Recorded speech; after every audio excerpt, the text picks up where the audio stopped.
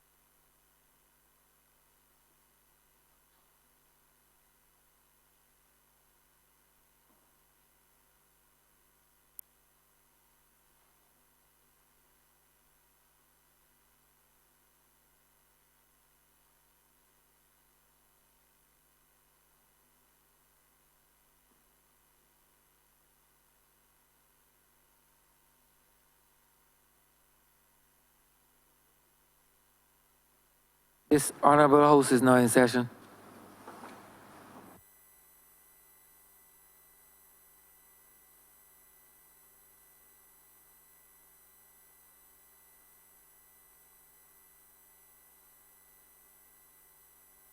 The minutes of the 17th of July, 2018.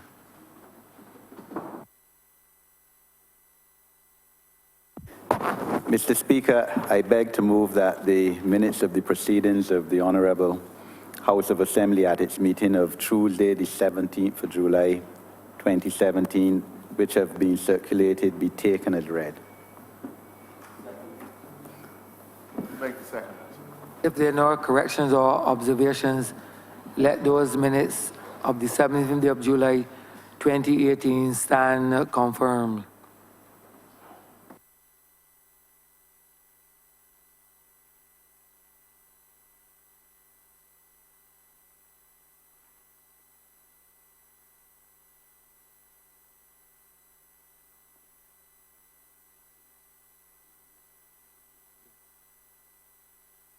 Session of the minutes of the 24th of July, 2018. Beg to move that those minutes be deferred. Question is that the minutes of Make the second, sir. question is that the minutes of the 24th of July, 2018 be deferred. All those honourable members in favor, please say aye. Those against, please say no. We think the ayes have it. The minutes of the 24th of July, 2018 are deferred.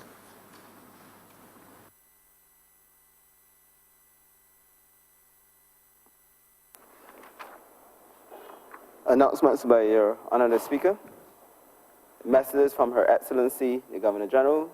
Petitions, papers. Speaker, sir, I'm commanded to lay the National Insurance and Social Security Non-Contribution Old Age Pensions Amendment Regulations 2018. On behalf Speaker, of... sir, I'm commanded to lay the Barbados Investment and Development Corporation Annual Report 2015 to 2016.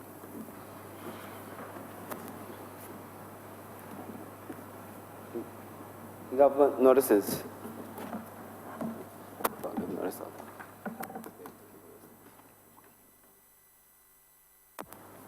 Mr. Speaker, sir, I beg leave to give notice of the resolution that the sum of $143,306,695 be granted from the Consolidated Fund and be placed at the disposal of the government to supplement the estimates of 2018-2019, as shown in the supplementary estimates number 2 of 2018-2019, which form the schedule to this resolution.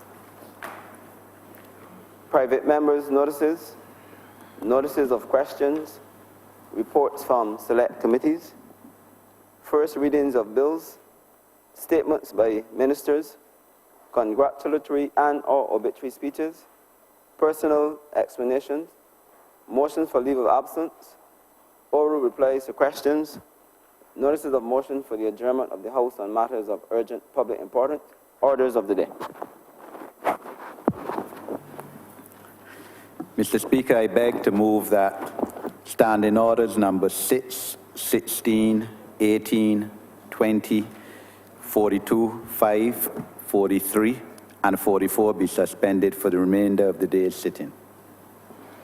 Beg to second that, sir. Question is that the aforementioned standing orders be suspended for the remainder of the day's sitting. All those honourable members in favor, please say aye. Those against, please say no. We think the ayes have it. The aforementioned standing orders are suspended for the remainder of the day's sitting.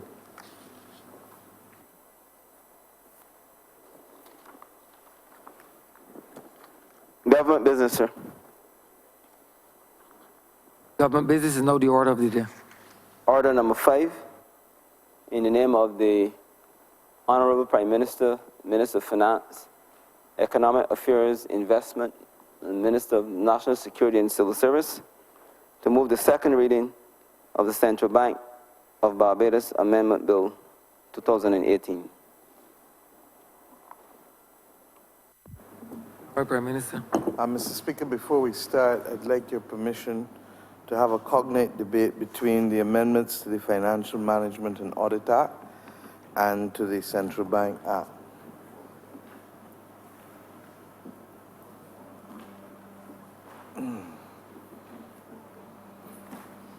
Take your time.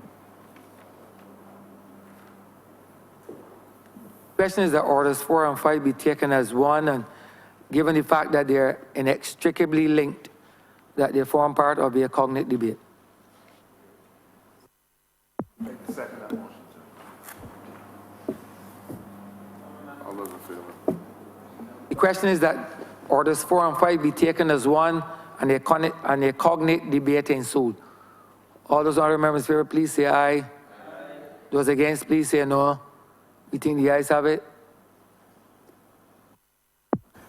Thank you, Mr. Speaker. Mr. Speaker, I shan't delay the House too long this morning, but the matters that are before this honourable chamber represent a significant statement of confidence in the ability of this government to manage the affairs of this country with respect to an undertone of fiscal prudence and a determination that what has transpired over the course of the last decade, but in particular the last 5-6 years, should not repeat itself. And to what do I refer, sir?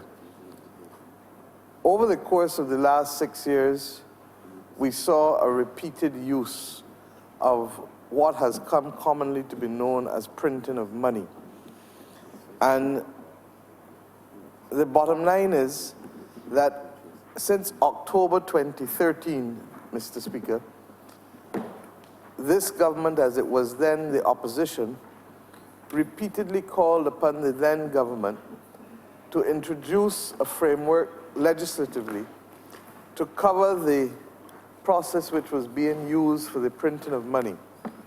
Excuse me, I refer to the fact that we said that in the legislation of the Central Bank Act of Jamaica, there was a clear mechanism that allowed the Parliament and the people of Jamaica to know that there was a limit to the amount of primary securities that could be purchased by the Central Bank of the country, and that that limit in Jamaica was 40% of expenditure, but could be increased only with the approval of Parliament.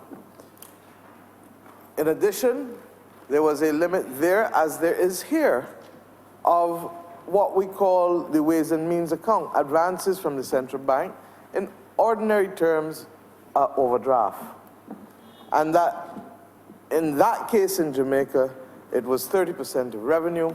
In our case, and I contextualize it appropriately, Barbados' case, it was 10%, it is 10% of projected revenue approved by Parliament in the annual estimates of expenditure debate, those estimates being scheduled to the Appropriation Act. The bottom line, Mr. Speaker, is that in 1994, after a similar period of economic distress,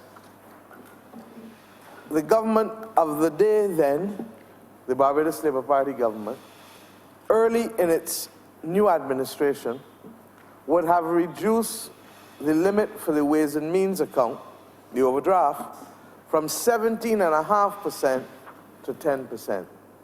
And we then did it also as a statement of confidence with respect to our own abilities to manage this economy without the creation of excessive credit. We did it, sir, against the background that the previous government had literally increased it from 10 to 17.5. And over the course of the 14 years that we were the government of this land, we managed with a level of fiscal prudence that never occasioned the requirement to go beyond that 10% overdraft that was provided for by law. In the initial stages, the last government managed similarly, but then went into a tailspin. And I want to contextualize it by a simple figure, that in the year 2008, the Central Bank of Barbados had zero securities, zero holdings in treasury bills, zero holdings in debentures. The figures are there for everybody to see. Zero. Regrettably, sir, today, the holdings of the central bank with respect to treasury bills, debentures, and the overdraft are in the vicinity of $2.2 billion. Almost more than 20% of GDP. And we continued to raise our voices from as far back as October 2013, recognizing that a board paper had been done in 2012, October, increasing the limit of primary securities within the central bank because, as we said, it was not a matter that was anchored by statute, and therefore the board could do what they wanted to do in the buildings of the central bank. And they increased the primary securities limit internally, I believe, and I speak subject to correction because I don't have the board paper with me, but from 100 million to 250 million. That was 2012. Little did we know as far back as then that it would reach the horrific and horrendous scale that it eventually reached. We stand today, sir, as a government committed to ensuring that transparency, fiscal prudence, and fiscal accountability shall be the hallmark of this government. And we pray all future governments to occupy the land in this country. We believe that this is reflective and characteristic of the Barbadian DNA. And why do I say so? We've quoted it so often in here that you may be upset for me for quoting it again, but I've always learned too that politics is the art of repetition too, sir. And the Honourable Member for Christchurch East Central came first to my attention with a seminal piece of work that he did, 2012. And in that work, he reflected upon the fact that between 1955 and 2007, Barbados had a situation where successive governments exhibited a level of fiscal prudence in recognition that this was how we managed our affairs, but also in recognition that our commitment to a fixed exchange rate has as its primary underpinning fiscal prudence. Between 1955 and 2007, 6 governments, and there were only 5 occasions, on one hand, 5 occasions in 52 years that a government of Barbados ran a fiscal current account deficit. Fancy words for saying simply that the government of Barbados was able to meet its day-to-day payments out of its revenue. It didn't need to borrow from anybody to pay salaries, to buy supplies, to do operating expenses, to do the day-to-day things that a government needs to do. 5 times, 1962, 1974, 1977, it was $1 million. 1991 and 1994. Never 2 successive years. Never 2 successive years. And never more than $20 million. 6 governments, 52 years. And then came the economic holocaust. 2008, 2009, 2010, 2011, 2012, 2013, 2014, 2015, 2016, 2017, 2018. Mr. Speaker, sir, this government had no options other than to confront the reality of our condition and to recognize that Barbados was not facing a liquidity issue, that we were effectively facing a solvency issue, that we left debt at about $6 billion and have come back to find it in excess of $14 billion, almost $15 billion. That in 10 years, a government added 150% equivalent almost of the debt that was left there for them. And what did they have to show for it? Did they build a new airport? Did they expand the airport as we now have to contemplate? Did they build a cruise pier as we have to contemplate? Did they fix the roads of Barbados? Did they deal with a new sewage system, either in Bridgetown or on the South Coast? Did they build a hospital?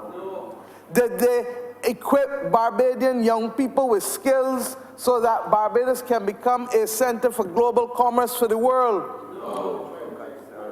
Did they allow Barbadian young children to feel that their university education could be paid for? Did they buy buses?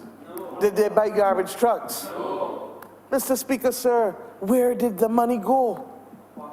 But this debate today is not so much about that. This debate today is about placing limits on ourselves. A person who places a limit on themselves knows that they can behave with discipline. A person who places a limit on themselves knows that they have the confidence to do that which they say they will do. And we start, therefore, today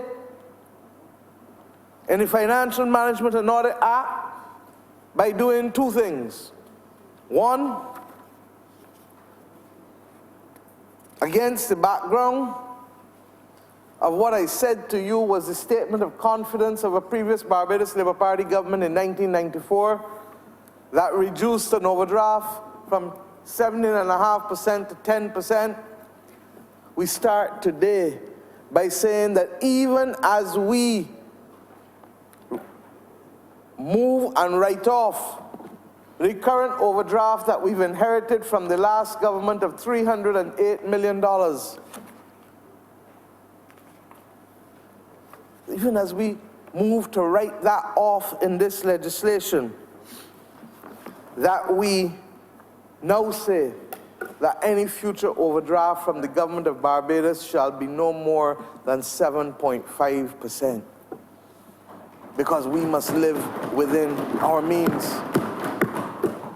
And I give this Honourable House the assurance that we will continue to review that number to bring it down further and further once we have a better sense of our cash flow management as a government. We are a new government, and I'm not going to pretend to know everything.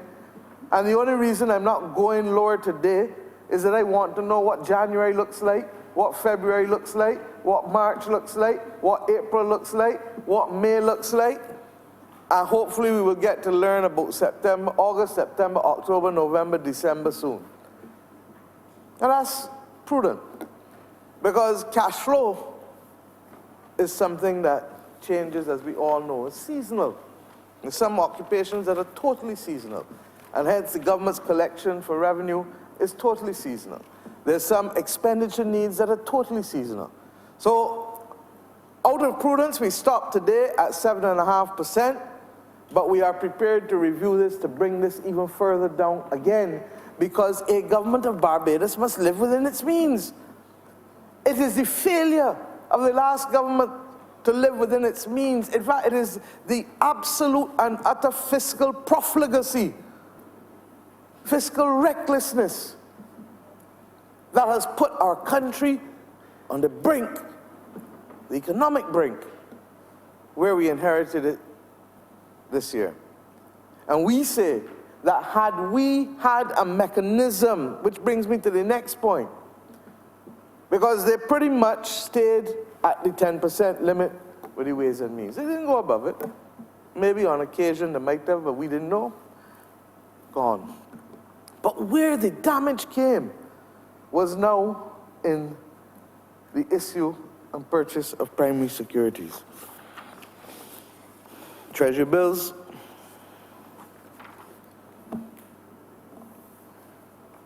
government securities, treasury notes, debentures. All of a sudden, we saw it rise like a mountain, like a tsunami. And we cried from the wilderness on the other side of this yard, and it was as if we weren't even talking. Government information departments ignored us.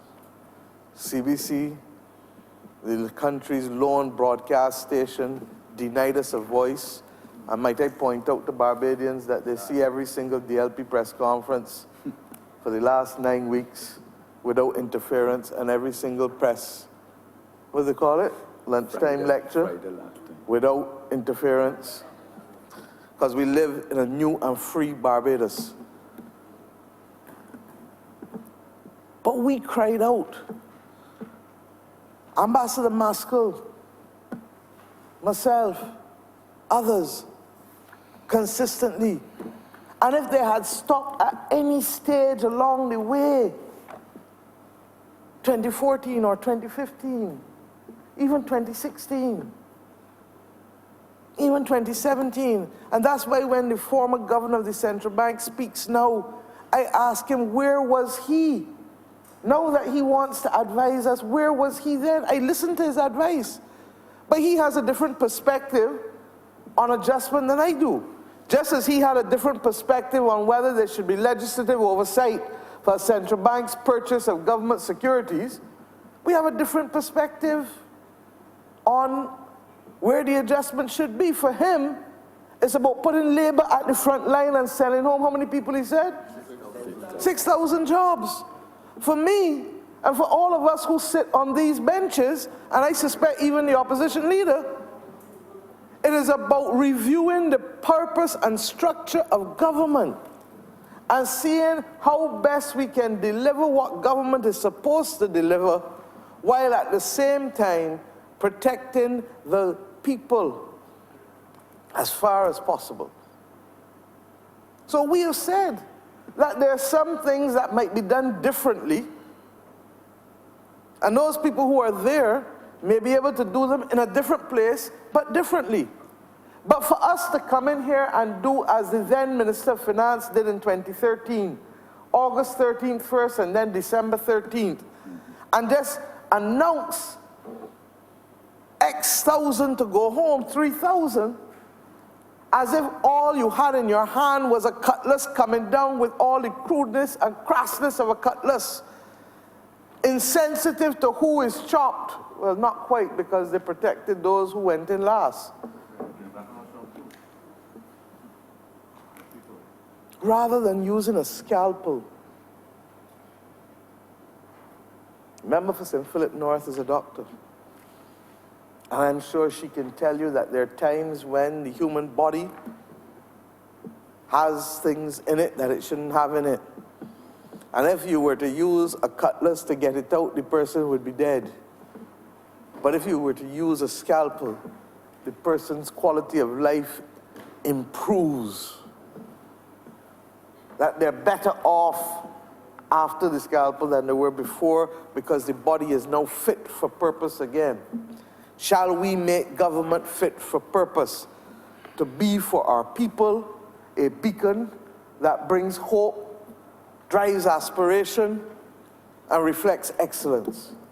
Or shall we be the Grim Reaper with a cutlass coming on labor first, ignoring the fact that yesterday marked 81 years since riots took place in this land to fight for rights that led to labor being recognized and placed at the pinnacle of our national endeavor and pursuit and respect.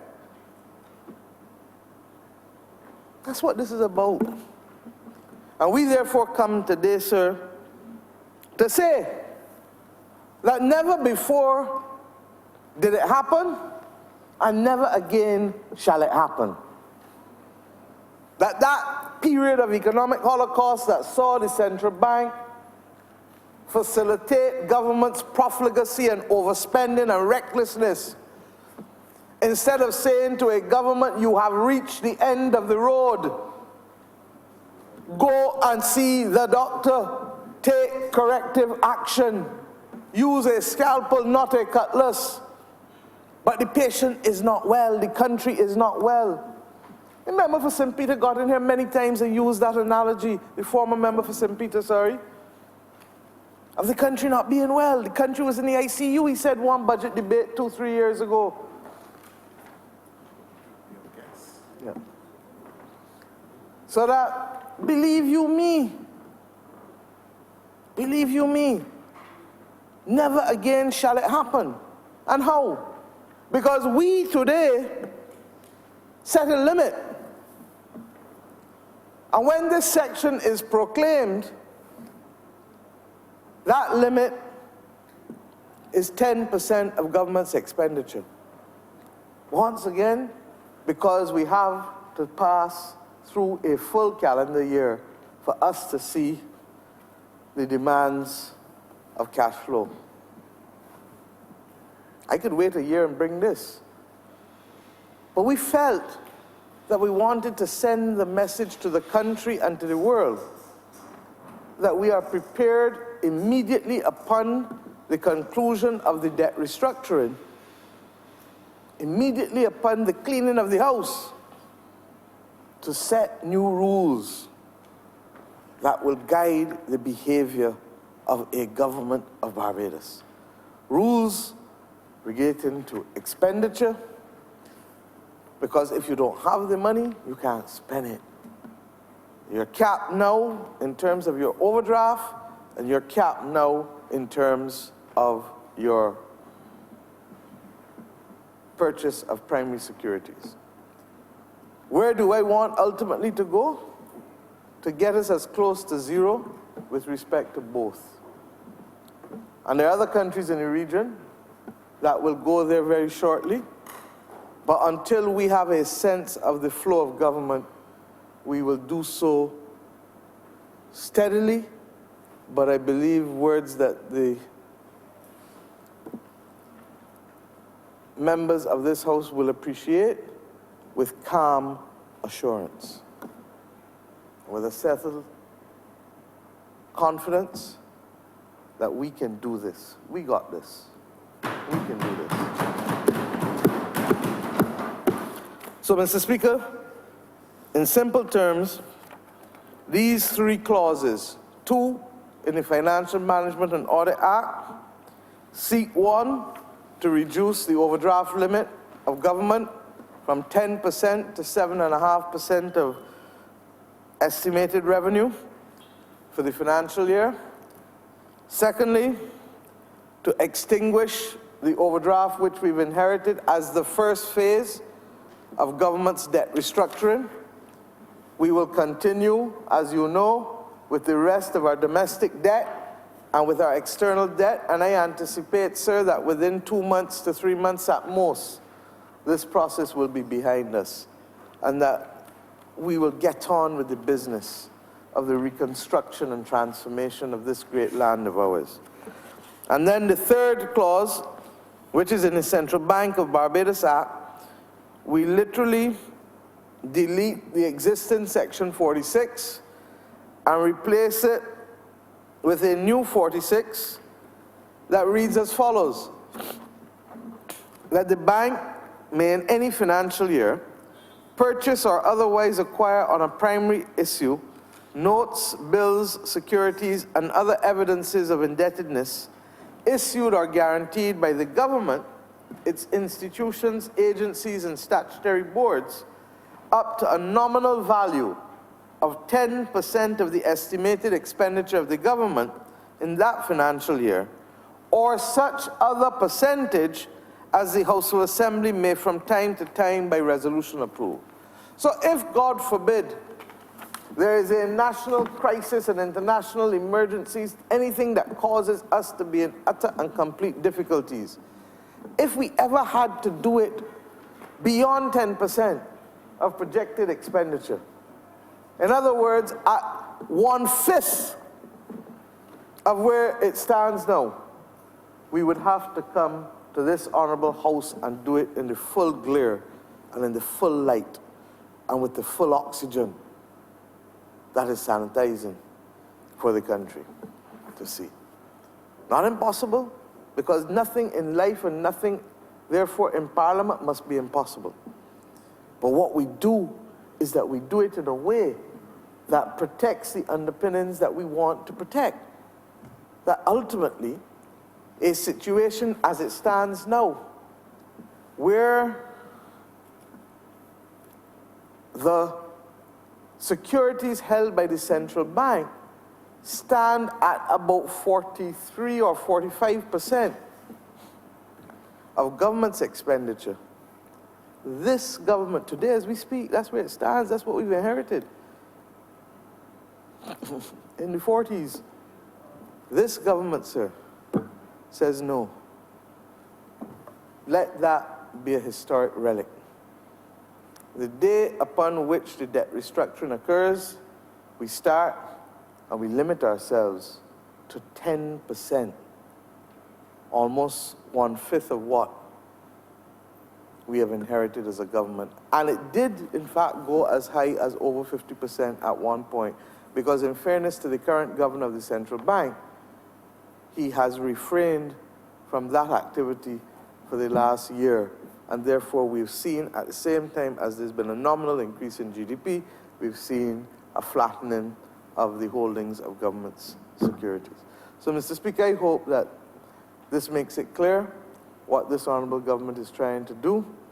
And I trust and pray that the honourable House will speak with one voice on this matter, because I do believe, and both houses, because I do believe that this is being done for our children and our children's children, to ensure that that which caused this economic instability shall be a thing only to be referred to in our history books, but shall not be a condition that is aided and abetted by a parliament that has left unscripted a legislative framework for the actions of a central bank that has not chosen to tell a government when it went too far with respect to its desire to spend money and to act in this manner. I'm obliged, I beg to move, sir, that these two bills now therefore be read a second time.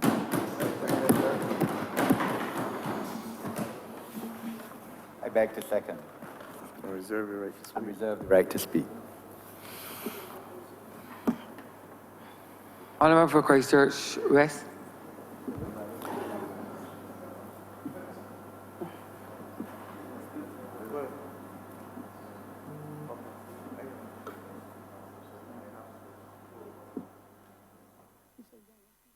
He may not.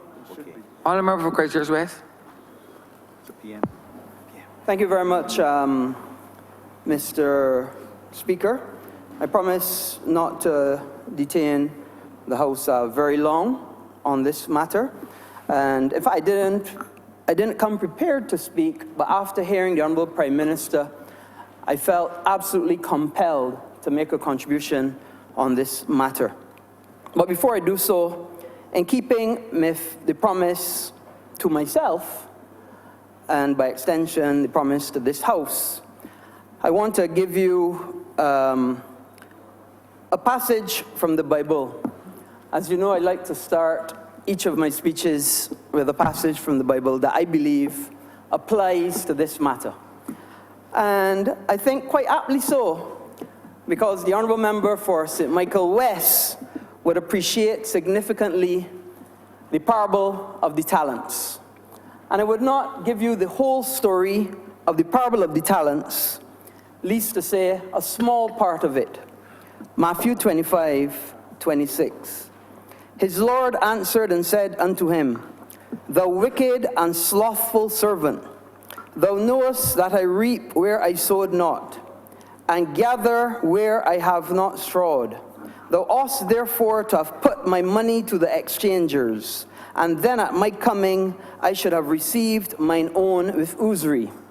Take therefore the talent from him, and give it unto him which hath 10 talents. For unto everyone that hath shall be given, and he shall have abundance.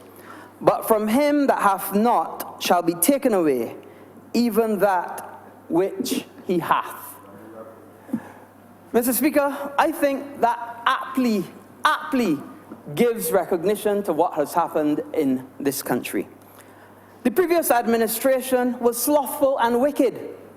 Slothful and wicked because they decided not to invest appropriately and make the appropriate decisions to put the government's money to work and to get growth in this country.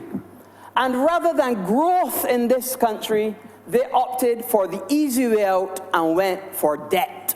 And as I said previously, Mr. Speaker, they swapped out growth for debt. And they took the country to what? $15 billion in debt. They forced the banks to take up debt in terms of treasury bills because there was a percentage that banks had to hold. They raised that percentage so the banks had to hold more. They forced the central bank to hold debt. They forced the national insurance to hold debt. And you heard the Prime Minister say, Mr. Speaker, we have nothing to show for it. Wherever you go throughout this country, there is nothing to show for the additional $9 billion in debt that the previous administration has asked this country to bear. And when we took the decisions that we have taken to bring the measures that we have in the mini-budget, it is because of the debt that they have put this country in. And the hardships that we believe are coming. And the marathon that we're going to have to run over the next few years. It's not because the Barbados Labour Party wants to do it. It's because the Democratic Labour Party put us in such a precarious position that we have to do it to put Barbados back on track. And when you hear, Mr. Speaker, of all the various programs that we have to do, like changing the road tax, and the cost of sewage and garbage, and the health levy, it's not because the Barbados Labour Party wants to do it. It's because we have to do it if we are going to maintain our exchange rate. Because if we don't do it, you're not going to be able to afford food in the supermarket like you can now. You're not going to be able to afford gasoline like you can now. You're not going to be able to afford to travel like you can now. It's going to change your quality of living. It's going to change your standard of living if we have to change the exchange rate. So we in the Barbados Labour Party are saying no. We're going to take the corrective measures. We're going to do what we have to do. We're going to make things right. It's going to be a difficult medicine, but we have to stop the bleeding to put this country back on track. And you, the people of Barbados, know that we have to do it, and that is why you invested that confidence in us, and that is why you've given us the mandate that you've given us. And we understand it, and we are very, very mindful of what we have to do. And you heard the Prime Minister say, the first thing we're going to do, apart from wiping off the debt at the central bank, is to bring down what we can do in terms of the Ways and Means account. Because we have to live within our means. The previous administration was not living within its means. And that is why we find ourselves in this situation now. And I heard the previous governor of the central bank talking about sending home 6,000 people. Well, I understand why he would say that, because misery likes company, and he gets sent home, so he feels 6,000 other people should get sent home too. But we are saying no, we are going to find creative means, we are going to find other ways to deal with it, because we are not rethinking inside the box anymore. We have bright young people, we have experienced people, we have people who can think outside the box, and people who can bring other ways other than sending home people. The Democratic Labour Party, when they got into problems in the 90s, their first order of business, send home people. When that didn't work, 8% cut. But we're not going to do that. In fact, it is the Barbados Labour Party that changed the law that said you could not come and just give an 8% cut to people's salaries just so. So we are going to stand by what we say, and we're going to make sure that we put this country back on track. Is it going to be difficult? Yes. Are there going to be some problems? Of course. But we are going to stay committed, because our goal is to get this country back on track, to bring back growth, to get the economy firing on all cylinders again, because it had grown to a halt. Every year, growth was 0%, 0.1, 0.2. The Honourable Member for St. Michael West would know why he got up in here and said every time this is zero government, with zero growth every single year, year after year, a whole decade, Mr. Speaker, with no growth. So therefore, they got the money from debt instead. But we're going to fix that. We're going to make wrong things right. And by the measures that the Honourable Prime Minister just gave to this Honourable House, never again will we find ourselves in this situation. I'm obliged.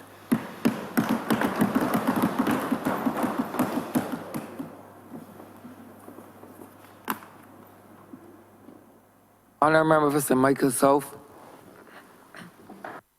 Mr. Speaker, sir, I raised this morning to support that which was proposed by the Honourable Prime Minister.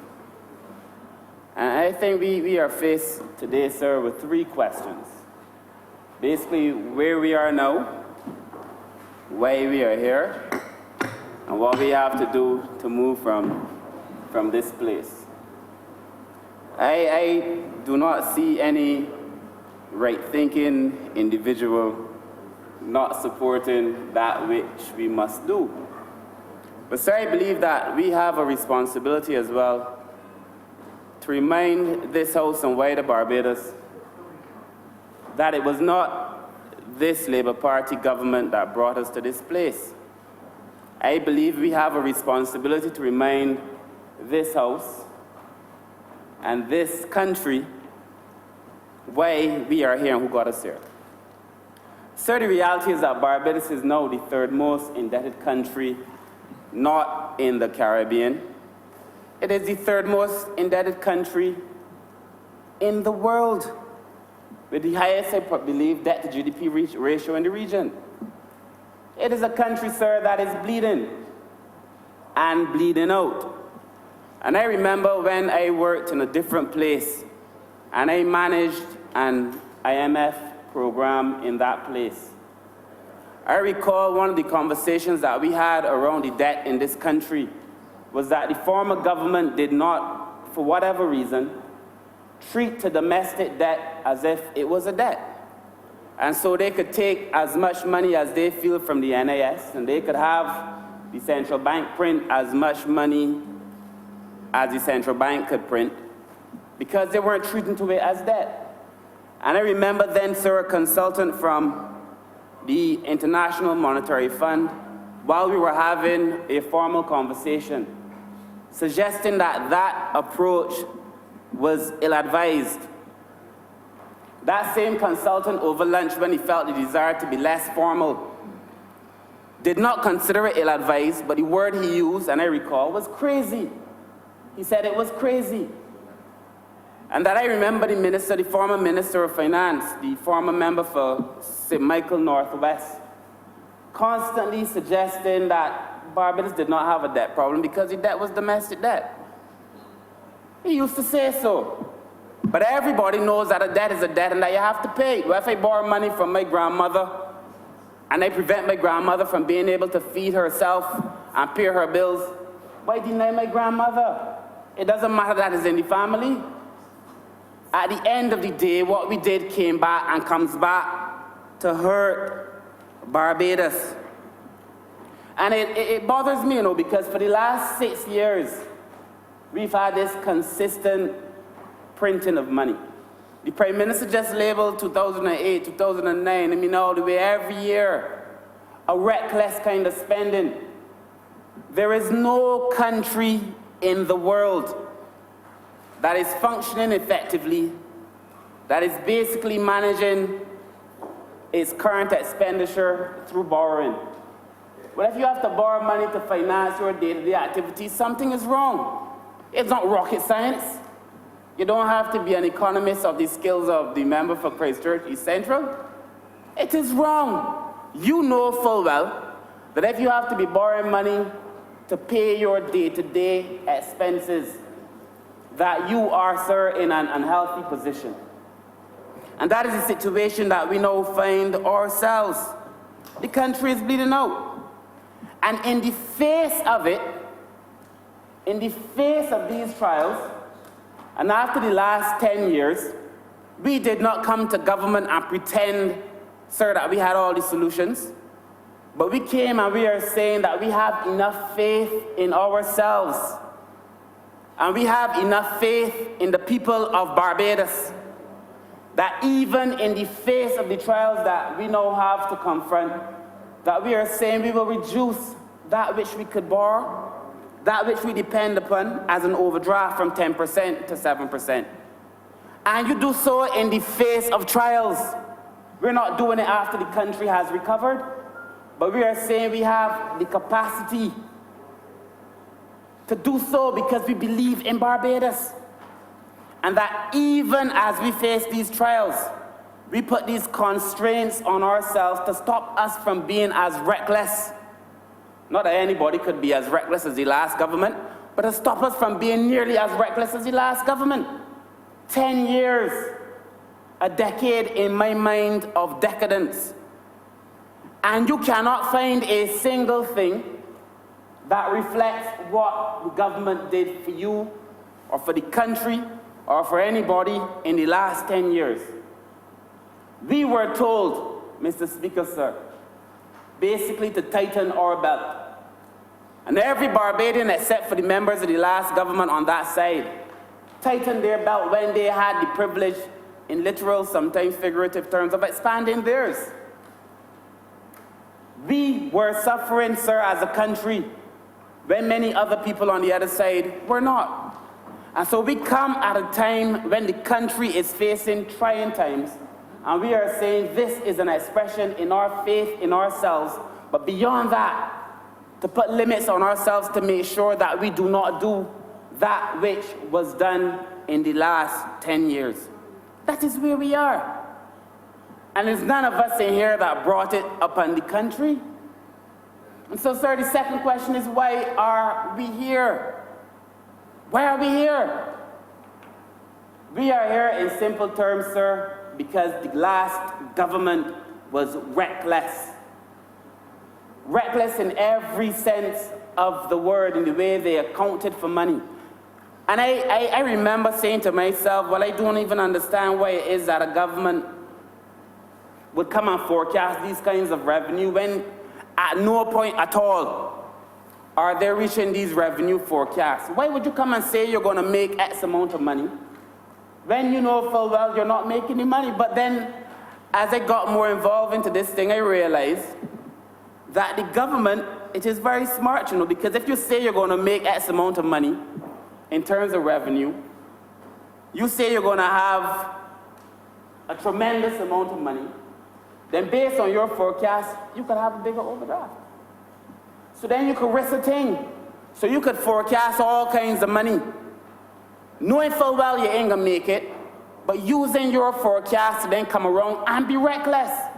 So every time you saw the former Minister for Finance saying he's gonna bring X amount of money and they're gonna do this and do that, never once reaching it, it wasn't because he didn't know he wasn't going to reach it.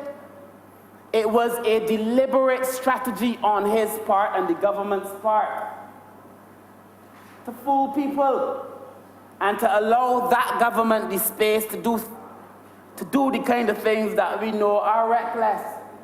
And in the face of it, when all of us in this country were crying out and saying something else had to change, the Prime Minister mentioned it. None of us, not one of us, having a chance to state our claim on national television. You couldn't oppose the government.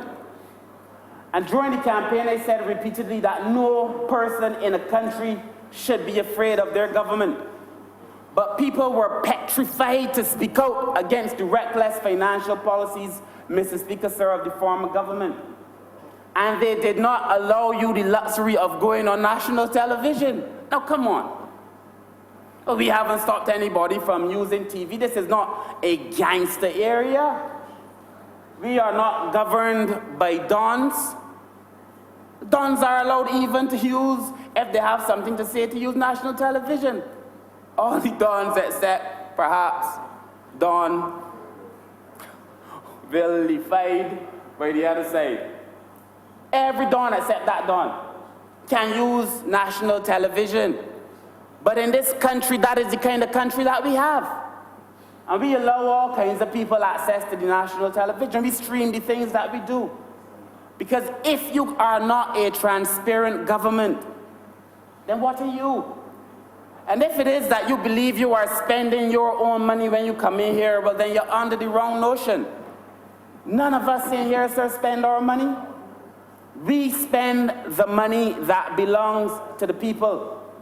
And when we put in place policies and programs and mechanisms to make sure that recklessness is not the order of the day, it is because we recognize we are spending the people's money. And I repeat again, sir, that any right-thinking person in Barbados and all the right-thinking people in this house would have to support the policies that we put forward today. Because we are simply saying we will not be a reckless government, and that we cannot be, because the country cannot afford it. The country can't. So there is no big rocket science to this thing. Why are we here? And what do we have to do at the end of the day? Sir, we have to do what we did this morning. We have to come and we have to tell the people the truth as it is. But there's only one version really of the truth. There are all kinds of interpretations, but the truth of the matter is that the former government has put this country at jeopardy. The truth of the matter is that even though we are faced with these trying times, as we will probably debate later, the mechanisms and programs have been put in place to ease the hurt on people. The truth of the matter is, sir, that it is none of us in this room who brought Barbados to this position, but the responsibility lies on us now as a caring government to ease the burden. The truth is, at the end of the day, when all is said and done, that unless we do what we have to do to act in the interest of Barbadians, then people could constantly be exposed. The Prime Minister said, sir, that she would, in her mind, she would like to move it even lower than 7%. Now, I want you to understand the expression of confidence that that would have to be. If in the face of all of this, we want to reduce it to 7%, less than 7%, that is faith. But because the government is a prudent government, we are saying, give us a year.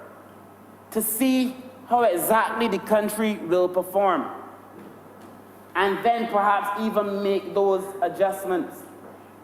And it is interesting that all kinds of people who were silent before now have advice for the government, this government. It is interesting that people who sat back and allow the former Minister of Finance to run this country as if he running some backyard shop. Most people don't run the backyard shop, so that people now have something to say. And that time after time, I mean, I've said it. I have said it. Time after time in this house, putting forward numbers that have no relationship whatsoever to reality, only in the hope that you could fool people.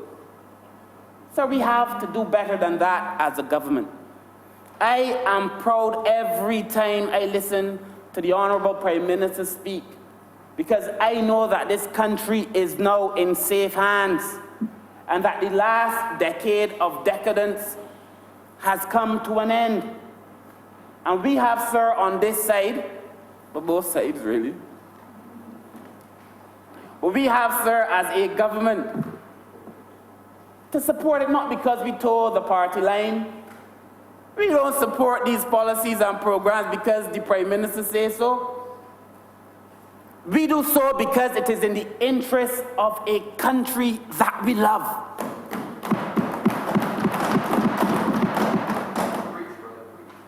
Always. And sir, I came prepared to speak a little bit later about the welfare program we're going to be talking about. But you can't do no welfare and all these other things if you're mismanaging the country. And the reality is that it is the poor people who invariably hurt the most when people get reckless with their finances. And we talk about these things, GDP and GMP and PPP and all kind of things, as if people don't feel these things. But people hurt. And the last government has hurt people. And I am therefore very, very supportive of all of these policies, all three, because each and every one recognize that we have to be a caring and a prudent government. And there is nothing wrong with that. And I believe, sir, without making this a whole long debate, that at the end of the day, when the story is told, and it's not a story told, sir, for fanfare, it is not conjecture, as was the case for the last 10 years, it's reality. That what you saw today being put forward by the Honourable Prime Minister will not only return pride to this country and the reputation to this country, but, sir, it will return fiscal prudence to a country that has lost its way. And before I take my seat, sir, I want to say that I fully, completely support that which was proposed this morning, because it is the best thing for Barbados at this time. Thank you, sir. I am obliged.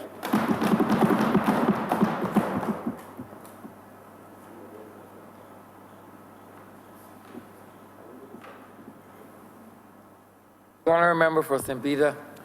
Good morning. Thank you very much, Mr. Speaker. I rise to support the amendments before the House, and I'm going to be brief, and I'm going to speak from a little bit of experience as it relates to financial matters and financial management. The Honourable Member for St. Michael South just used the word prudence. And in the profession of accounting, where I've spent a number of years, there is this concept, or principle, I should say, which we refer to as prudence. It works along with another concept called conservatism. And these two concepts taken together suggest that those who manage finances should not be reckless in the management of those finances. It is based on a concept that I alluded to in a debate some time back, maybe a week or two back, where those who are managing the resources recognize that they are really stewards. They are managers. They are not handling money that they have earned in their personal capacity, but they are managing funds, resources, that are really the resources of the broad masses of the people of Barbados. Because, Mr. Speaker, the funds that we in this honorable chamber speak about from week to week represent the earnings of the hard-working people of Barbados. From St. Lucie through St. Peter, St. Michael, St. Philip, Mr. Speaker, even St. Michael Central. The hard-working people of this country pay taxes, whether they are pay-as-you-earn income taxes, or there are value-added taxes, consumption-based taxes. The people of this country earn money, pay taxes, and we in this honorable chamber are asked to manage those resources. And Mr. Speaker, prudence and conservatism say that as we manage the resources that have been entrusted to us, we have to manage them well, understanding that people in this country pay taxes, not necessarily because they love paying taxes, but they pay taxes because they understand that there are certain services that a country has to provide to all of its people. And so services like education have to be paid for. Healthcare has to be paid for. Roads have to be paid for. And those of us in this honorable chamber, and maybe those who may be listening or watching, may want to say that they're not sure about the roads part, because wherever they go, whether in their own vehicles or in public transportation, they're seeing more things that look more like carpet roads than actual roads. But I'm saying to the honorable chamber, Mr. Speaker, that revenues collected from the hard-working people of this country have been collected to provide services to the people of this country. And that is why it has always pained me, and even though I am not easily flustered, I've come very close to being angry when a statement is made by a leader of a country that suggests that when these hard-working people who have paid their taxes ask about the services that these taxes are supposed to provide, are told that they are sucking on the nipples of the country. That is not just insensitive, it is crass, it is uncaring, and it really, in my view, aptly represents the philosophy of the government and the party that the hard-working people of this country just soundly dismissed from this honorable chamber and possibly, hopefully, from the landscape of this country. I say all of that, Mr. Speaker, because when we talk about restoring fiscal discipline, when we talk about moving the Ways and Means account, the overdraft facility, and ensuring that we do not go over a certain percentage, what we are really saying as a party and as a government, we are saying that we are prepared to be disciplined in our approach to the management of the resources of the country. We are saying to the country and to this honorable chamber, Mr. Speaker, that we are prepared to be prudent. We are prepared to hold ourselves to the high standards that those who have elected us expect of us. They do not expect us to be profligate, to be spendthrifts. We can do that with whatever little money we have in our own pockets, but we are not allowed to do that with the resources of the people of this country. They will have none of it. They just dismiss 30 people who they recognize were reckless in their administration of the country's affairs. They have said, and Mr. Speaker, they've spoken more loudly than Barbados and Barbadians have ever spoken before on any subject, including, I would be so bold to say, even though the honourable member for St. Michael East is not in the seat, but I think the volume that I got on the night of the 24th of May and the morning of the 25th somehow sounded as though it was even louder than the sound that I was told existed on the day we celebrated yesterday in 1937. The people of Barbados spoke loudly against mismanagement.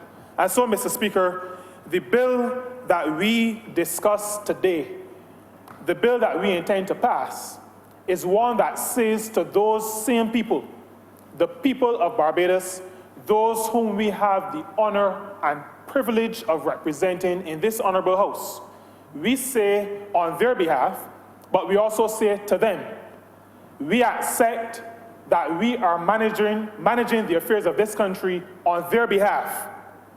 We pledge to be prudent. We pledge to exercise a measure of conservatism. And by conservatism, accountants will tell you, it means that to be careful, we do not overestimate our revenue, and we do not underestimate our expenses. As a party, we've been perusing and studying this document and documents of years prior that would have been published under the last administration. And we recognize by analyzing these documents that the last government did precisely what a good financial manager should not do.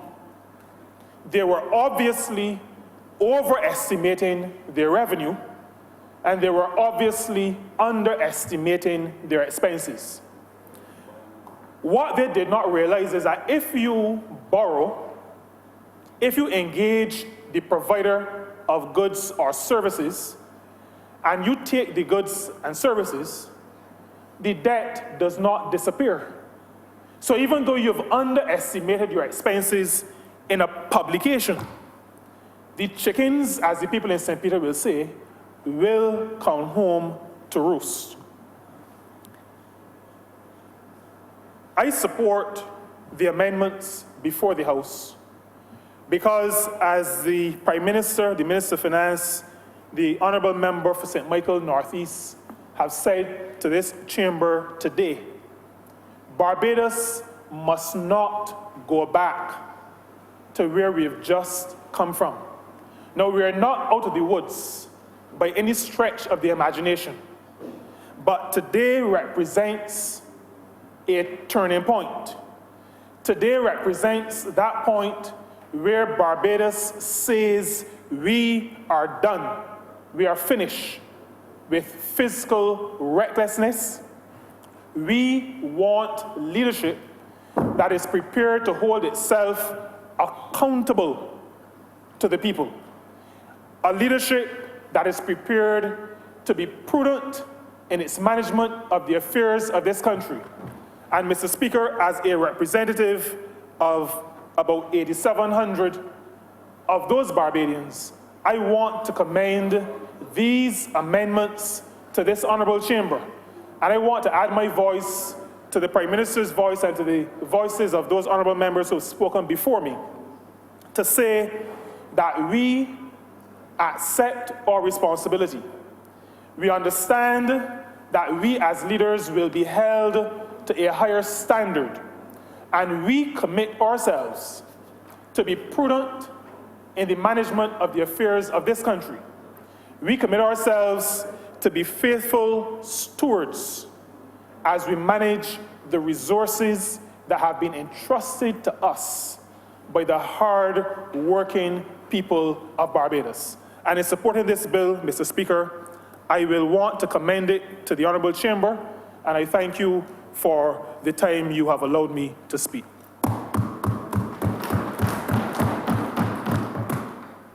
Honourable Member for St. Philip West. Thank you, Mr. Speaker. I want to support the bill also, but I want my colleagues and those persons who may be watching at this point in time to understand that we did not reach where we are today based only upon the recklessness of the past administration. Our own tardiness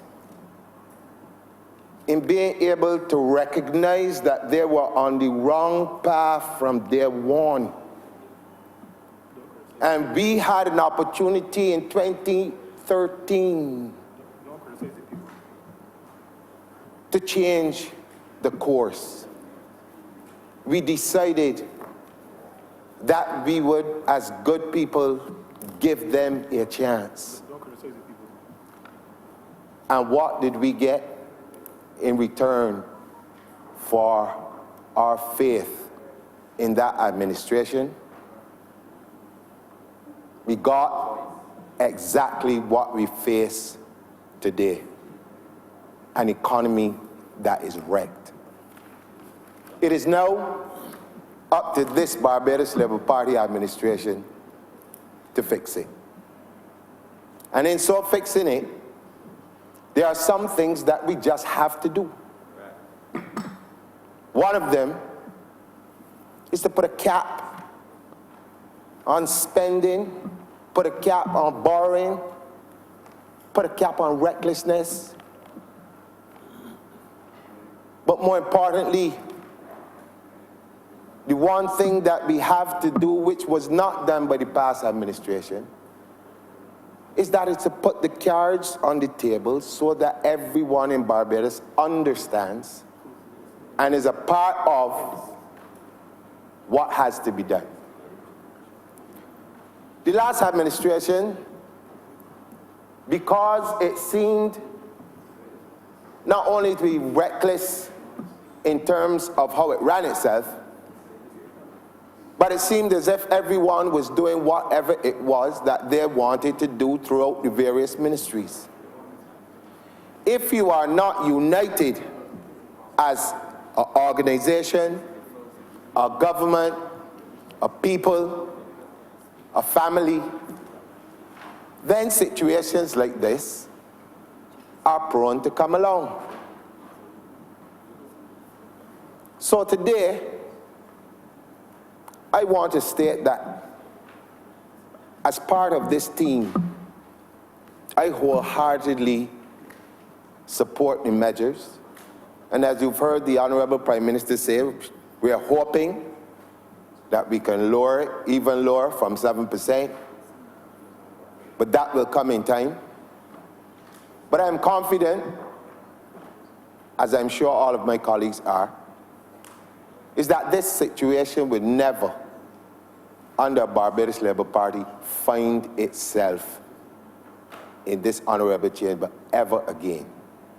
That our country, under Barbados Labour Party, will never face the hardships that it is facing now that are going to force us to do the things that we have to do to get us back on track. I could, like everyone else, continue to repeat what has happened in the past, but I prefer to take another look. I prefer to give people hope. I prefer to let people know just as our Prime Minister did earlier, that we got this. And the time for fear, the time for wondering, the time for self-doubt is over. What is needed now, with every measure that we take to restore and rebuild this country, is support.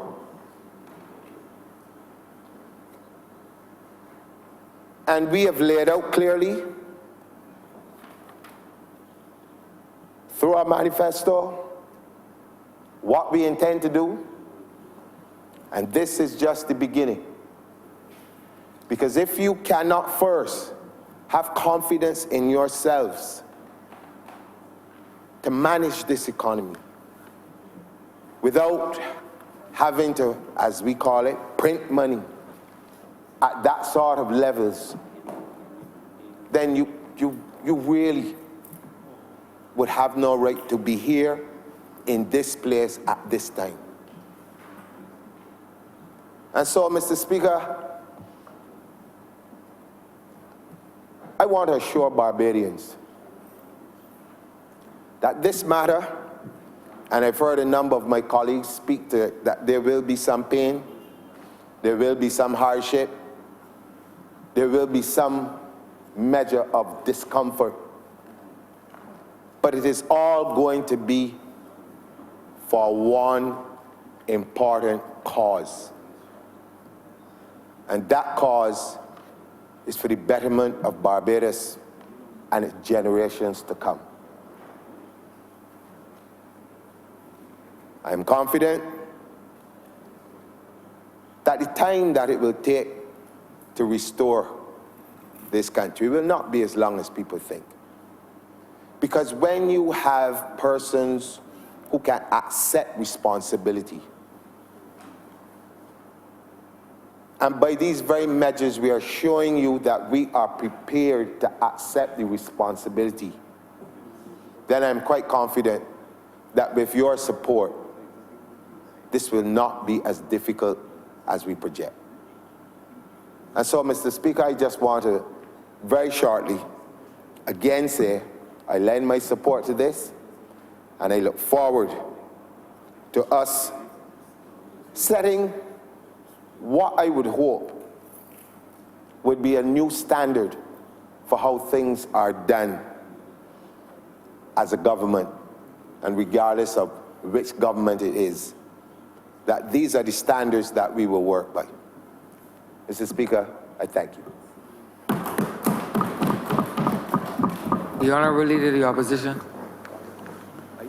Thank you, Mr. Speaker.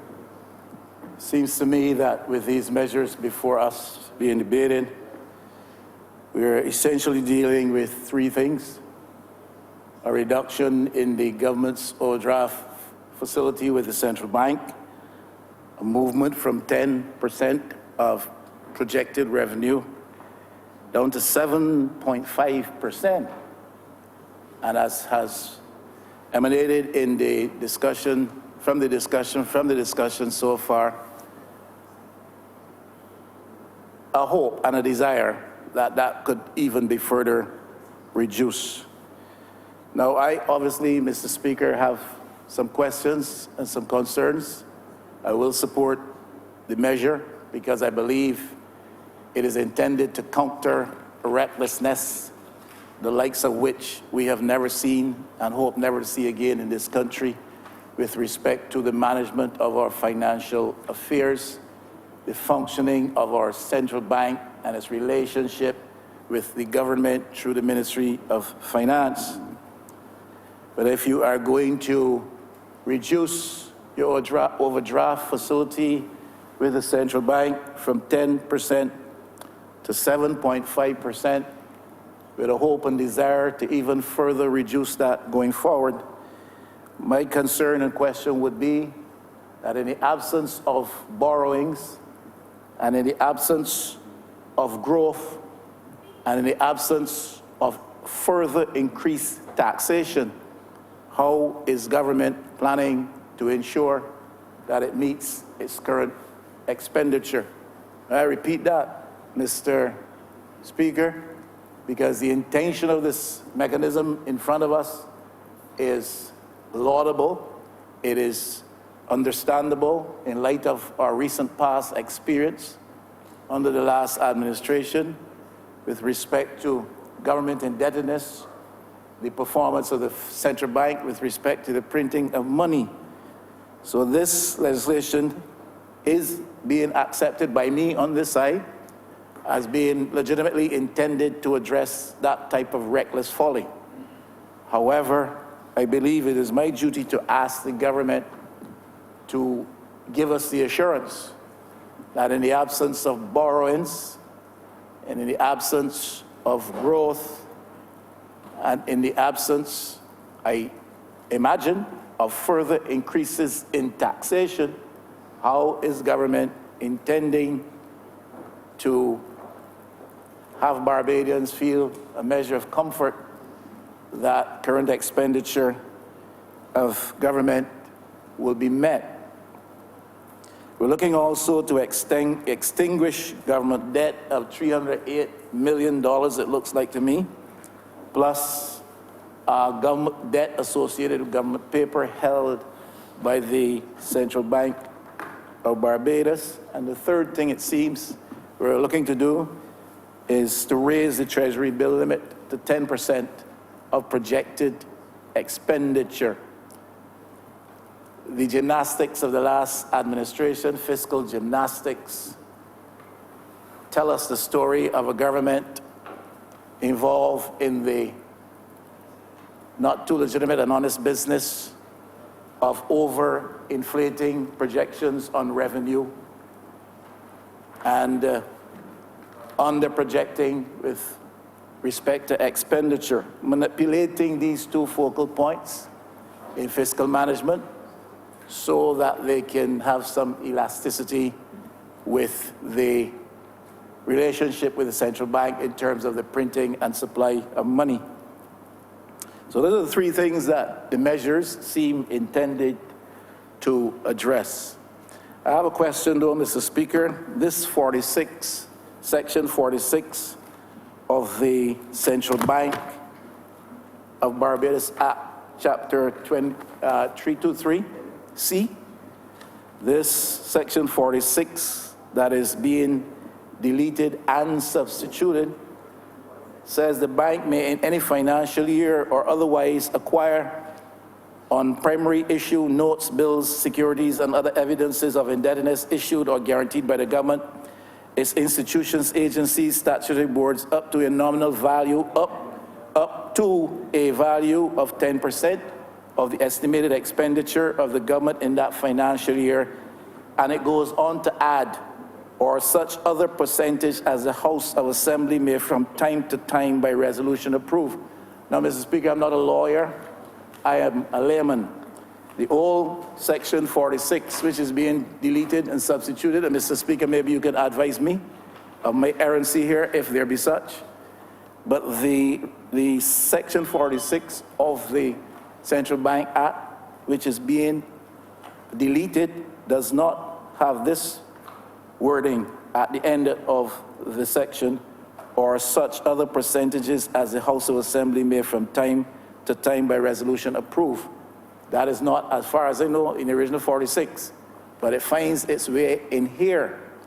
And one would have to question whether or not this provides an escape clause for the government. Because if you tell me that you are providing for a ceiling of up to 10%, it seems to me you're covering anything already below 10%, and that a cause would not bring you here with any measures intended to reduce this further from 10% downward, because it's already covered in this. I sound like a lawyer, don't I, Mr. Speaker? I see the smile of your approval. And I simply want to say that that is a concern, and if it can be clarified, please, can we have it clarified by someone who can speak with authority? Because you cite a ceiling of a value of 10% of estimated expenditure, up to, means anything below that is already captured in that. And therefore, any intention to revise it later downward, need not have attendant as part of this substituted clause or such percentage as the House Assembly may from time to time by resolution approve, unless the intention is to go up beyond 10%. Mr. Speaker, if I am wrong, please advise me. You are one of the most prominent legal luminaries in this land. But I put that there for someone to address and to allay any fears which may exist out there among the public of Barbados. Now, Mr. Speaker, I want to know, therefore, what would stop this Parliament from next quarter or 2 quarters from now coming and increasing this ceiling from that nominal 10% value upward using recourse to this Section 46. Now, we become alerted to the realities of negative impact on our foreign reserves by the oversupply of money through the vehicle of the central bank, the printing of money. We become alerted to these. And therefore, it is a concern, obviously, of the government and of the Ministry of Finance. The concern of every Barbadian is my concern that the continued reckless supply of money to the Barbados economy, these are dollars which are not supported by sound, productive effort. Now, that is the recklessness that we seek to address. Barbados really wants to have the assurance that as we go forward, we're putting this type of thing behind us. And so we have to close off any possible loophole.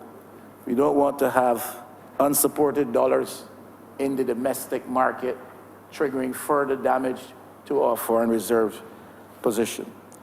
Now, I have a question, again, Mr. Speaker. You're extinguishing government debt, $308 million plus, government paper held by the Central Bank of Barbados. You're extinguishing that. I understand that you're canceling that debt. If I'm wrong, the Minister of Finance, I'm sure, would put me right. But you're extinguishing that debt, both with respect to the currency supplied to government as well as the government paper held by that financial institution. Now, my question as a layperson would be, what is to befall private holders of government paper in Barbados? What peril, if any, do they face? And what assurance could we have from the Ministry of Finance that they need not be possessed of such fears? What assurances can we give? Memories of trade confirmers are receding way behind us, but very fresh in our minds is the experience with CLICO. And I'm simply saying, could we have a word, please, that would assure private holders of government debt, government paper in Barbados, that they will not be having to face any of that type of experience again. I have to ask the question too, even though I support the measures. Is this government strategy, this raising this 10% on expenditures, is this government strategy to seek to raise money to pay down on the public debt which government now owes to the private sector? We understand that government's persistent failure to honor its debt obligations to private business in Barbados creates an undesirable situation. Businesses lose their viability, the cash flow is impacted seriously and negatively. Any business development plans have to be shelved entirely or postponed. Unemployment levels are also negatively impacted when government fails to honor its debt to the private sector. And I have heard expressed outside and inside of these hallowed walls that this administration is intent on ensuring that one of its primary tasks will be to address the debt that the government, the last administration, held with respect to private businesses in Barbados. Another point I want to make, Mr. Speaker, is this: we can talk about business facilitation all we want. And when we talk about that, we usually speak with reference to facilitation through the bureaucracy. But we can talk about business facilitation bureaucratically as much as we want. But if we do not address the problem of state indebtedness to business, then all the facility through the bureaucracy of facilitation, through the bureaucracy that we can address and improve comes to naught unless government is able to pay its suppliers of products and services on time and as agreed by commitments so that they can see to their own success and their own viability and avoid being put on the slippery slopes of threatening insolvency. That has been the experience of many in Barbados, in the small business sector especially, and I know that any government which legitimately is pursuing growth strategies for a developing country such as ours will want to ensure that small businesses, especially going forward, are properly positioned to thrive. And honoring government's debt to them is one. But in a sense, Mr. Speaker, and I hope you can follow my train of thought here, this debate is more than about fiscal matters. This debate is about abuse of our institutions. It is about a Ministry of Finance which abused its authority. It's about a cabinet of Barbados which was derelict and in its duty, performance of its duty. It's about a central bank which was abused and raided for the short-end purposes of keeping a government in operation day by day, week by week, month by month, even past the properly appropriate time for calling an election in Barbados. And so it's about abuse of our institutions. I want to speak to that. We have seen the specter recently of justice and access to justice put on pause in Barbados. In 2018, the Barbados that we have become accustomed to, known and loved for all of these years, where we have always felt that if there was one plank of our democracy architecture which was solidly in place, unthreatened, unchallenged, unshakable, and well-founded, it was justice, the justice sector, the judicial sector in Barbados. And access to justice was something that Bajans felt we had recourse to readily. We have now lived to see the day where through the failings of whomever, we have seen a pause put on that process. You're much more familiar with these things than I am, Mr. Speaker, but I'm sure that you are fully aware. We were accustomed to a fully, daily, independent, qualified, and uncorrupted judiciary functioning in Barbados. And we've seen justice put on pause. We've seen the farce that became cabinet government in Barbados. Cabinet government became a chaotic assemblage of women and men bent on their own pecuniary advancement and their own personal exploits into graft. That's what cabinet government became in Barbados, because institutions were abused by the principles of the day. One of the reasons why they were dismissed utterly by the last expression of the will of the electorate, giving them a 30-0, soundly defeating them. 30-0, soundly defeating them at the poll. 30-0, 30 seats to none. It's what the electorate said. We have seen the frustrating of the interest of the pursuit of the interests of the people by Her Majesty's loyal opposition in this honourable chamber when they frustrated the work of the Public Accounts Committee, a mechanism set up to help to keep an eye on things so that what befell us could not befall us. But yet they frustrated the work of that institution. I'm saying this debate is more about fiscal issues specifically. It is that and more. It is about abuse of institutions in the democratic practices of our parliamentary and electoral life here in this country. We have now been made privy to the monumental and scandalous goings on behind the scenes, and some clearly in the light of day, of the unconscionable practitioners of those practitioners of those almost unlawful acts. Let me just say that at this time. And his approach, devilish proportions. Devilish proportions, Mr. Speaker. And I'm sure you understand that language as well. But, Mr. Speaker, I want to draw a scenario to you, and I hope you can go with me here. It is often heard that a government with sufficient numbers in Parliament can do anything except give birth.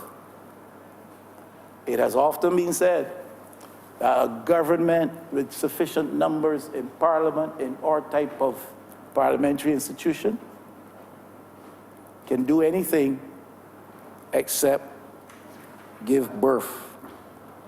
What forestalls any disposition to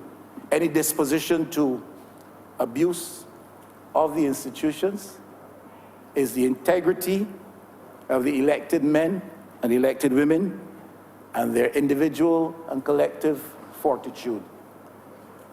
So it is not the numbers that will cause you to be corrupt necessarily, and it is not the numbers that will cause you to be abusive. It is the absence of moral fiber. It is the absence of integrity, and it is the absence of the individual as well as collective fortitude of the men and women who make up the elected group when the electorate does express its will. We don't know what happened under the last administration. We do not know whence fled the individual or collective fortitude, the integrity, the moral fiber of those who made up the last. We don't know what happened. What we do know is that we're left with a cost. We're left with a cost to carry. It's not so much the mechanisms for checks and balances that we have seen. Even a government with weak numbers, such as existed not too long ago, 1614 configuration, 1812 configuration, even a government with weak numbers can circumvent the mechanisms and frustrate the processes if men and women who make up the administration operate in the absence of integrity and fortitude and moral fiber. I'm sure, Mr. Speaker, that this is not now the case in the configuration of this Parliament. But very quickly, let me add these few thoughts. Some may say that the Honourable member from St. Michael West should be the last person to talk about integrity and abuse of the system since he just abused it. Some would suggest that, and some do suggest that. And I am sure some who now sit presently in this honorable chamber feel that way. That honorable member, should be the last person to talk about integrity. Mr. Speaker, you know that honorable member could not have known before May 25th that there would be a 30-0 result in the election outcome in Barbados. That honorable member could not have known that, and so he could not have addressed that issue with anybody in St. Michael West or anywhere else. That circumstance did not exist. But I caution members to ponder the truth that with a 30-0 result came the obvious challenge and challenges to our parliamentary practice and our constitutional architecture. 30 Love not only brought the euphoria of victory to me, to my bosom, 30 Love brought to my thoughts the challenge that that would pose to the practice of parliamentary life and the constitutional provisions under which we govern, live, work in this country. It's really amazing, Mr. Speaker, how reputable political scientists up at the University of West Indies who are training young minds in the art and science of politics. It is really amazing how reputable people such as this can see as the only motivation for crossing the floor, the only legitimate motivation for crossing the floor they can see is a quarrel with your party, is a falling out with its leadership. That's all they can see, is a disavowal of its policies. Those are the only things which constitute reasons for anyone to cross the floor in our system. And if you do it and you don't do it for those reasons, then you are abusing the system. That is what they're saying. That is what they've said, amazingly. They say it's the opportunistic pursuit of money benefits. That's what they're saying. So this, in the minds of well-reputed and studied political scientists, these are the only reasons why a person can cross the floor, or should cross the floor, or does cross the floor. Money, falling out with the leader of the party, disavowal of its policies, or quarrel with the party itself. That is what Cave Hill, some of them only thankfully, are saying. Now, Mr. Speaker, you could not have known, neither could I have known, on May 25th, the eventual configuration of this Parliament.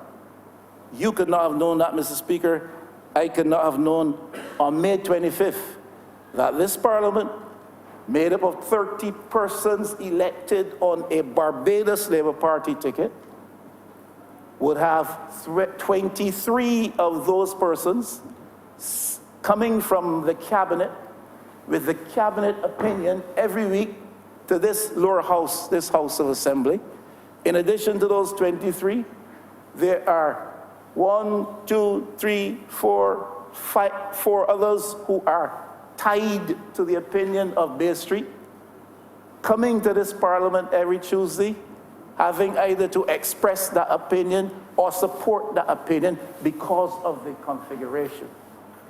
Mr. Speaker, what that does is that it further entrenches the dominance of the executive over the legislature and has therefore the potential to frustrate the will of the people. What that does is that it lends further to cabinet dominance and prime ministerial dominance and supremacy over the legislature in Barbados, when 27 of those who make up the 30 in the House of Assembly are tied either by position in Parliament or position in cabinet to a position of view and opinion which will come out of cabinet every Thursday on Bay Street. Mr. Speaker, do you know what that leaves? It leaves 3 members who are in a position to speak out of diverse opinions with the government of the day. They say this member was elected to represent the interests of the people of St. Michael West. Mr. Speaker, I am assuring you, as I have assured the people of St. Michael West, that this honourable member is primarily in this place representing their interests.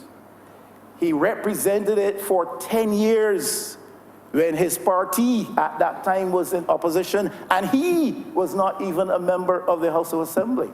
And he represented them for 10 years. Mr. Speaker, I urge you to consider seriously these things.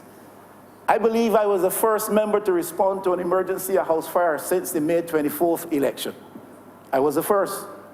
And in a short time, attended 2 of them. That is representation. Done hospital visits, Mr. Speaker.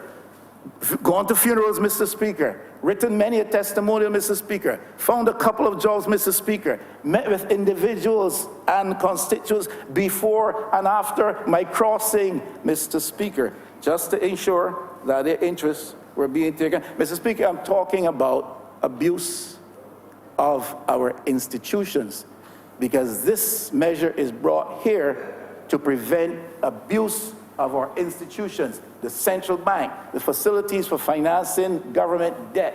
That is what we're dealing with. It has been abused in the past. This administration, I understand to be saying, we want to stop that predisposition to abuse of such. And so we brought these measures. I'm speaking with respect to abuse. I found funding for small business efforts in St. Michael. As I said to you here, Mr. Speaker, already, I think I have disbursed the first trust loan since elections took place on May 24th. Government isn't quite ready to do that yet. I stepped forward, the fellow took me at my word. I've come to collect, I want a trust loan, and so he got it first to be done.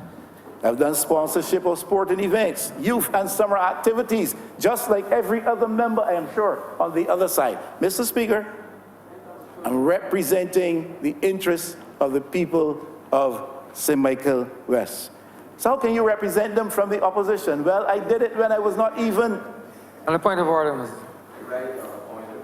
I know, sir, the leader of the opposition may be entitled to some leeway, but I wonder about the relevance of that to this debate, sir. Honourable Member for St. James North, could you point out if there's any departure from Standing Order 28.2, sir?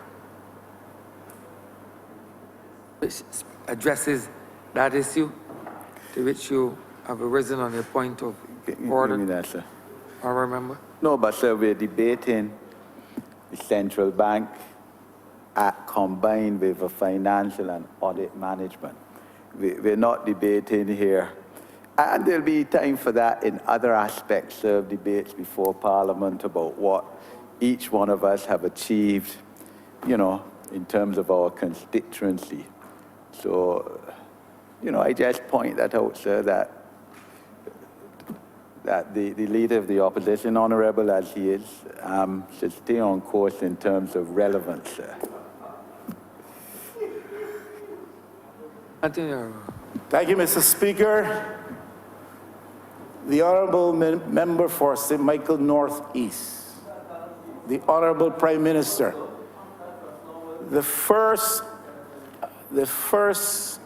among the first sentences to escape her lips when she made her presentation leading off this debate was a reference to the fact that this was about abuse of our institutions. And she was right. And I'm talking about abuse of our institutions. And people abuse our institutions, and we got to put a stop to it. I'm saying in that context, some would suggest I'm the last person to say anything on this matter because I've abused a privilege. I'm trying to show you, Mr. Speaker, that rather than abuse a privilege, I've sought to do a fairly sacrificial thing in trying to preserve something which is of rich value to us. That is our democratic traditions, our democratic practices, even in this Parliament. The Honourable Member from Christchurch South, I am sure, can see that and understand that clearly. I can tell you that I'm batting, therefore, on a good wicket, even though not qualified. The Honourable Member for Christchurch South is in no position to so advise you, Honourable Member. He does not sit in this chair. And so, Mr. Speaker, they ask, how can you serve your constituents from the opposition? You betrayed their hopes and their dreams. Well, I did it for 10 years when my party at the time was in opposition, and I was not even a member of this House Assembly. I did it for 10 years, and that, Mr. Speaker, is part of the reason why they elected me. And I'm not going to get here and stand and tell you that had I run in St. Michael West as an independent candidate, I would have won.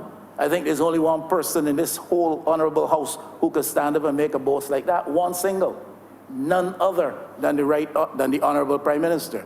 So I don't make that boast, but I do point out to you that I believe my quality representation during 10 years in what they call the wilderness played a significant part in my being re-elected in 2018. In fact, Mr. Speaker, if you check the statistics, you will see that the Barbados Labour Party got 73% of the vote in the last election, and Joseph Atherley in St. Michael West got 77% of the vote in the last election. Go check it. Mr. Speaker, were it about money? Were it about money? When I lost an election in 2008, I would have taken what government had for me and walked away. Were it about money? I chose not to do that. I didn't walk away. For 10 years, carried the banner of this party in office today. For 10 years, continued to meet the needs of constituents out of my own pocket. For 10 years, ran a constituency office. Mr. Speaker, you know the cost of running a constituency office for 10 years out of your pocket and from the support of private individuals to rent an office, to pay utilities, to pay staff, to run programs in the constituency. Mr. Speaker, multiple hundred thousands of dollars to do that.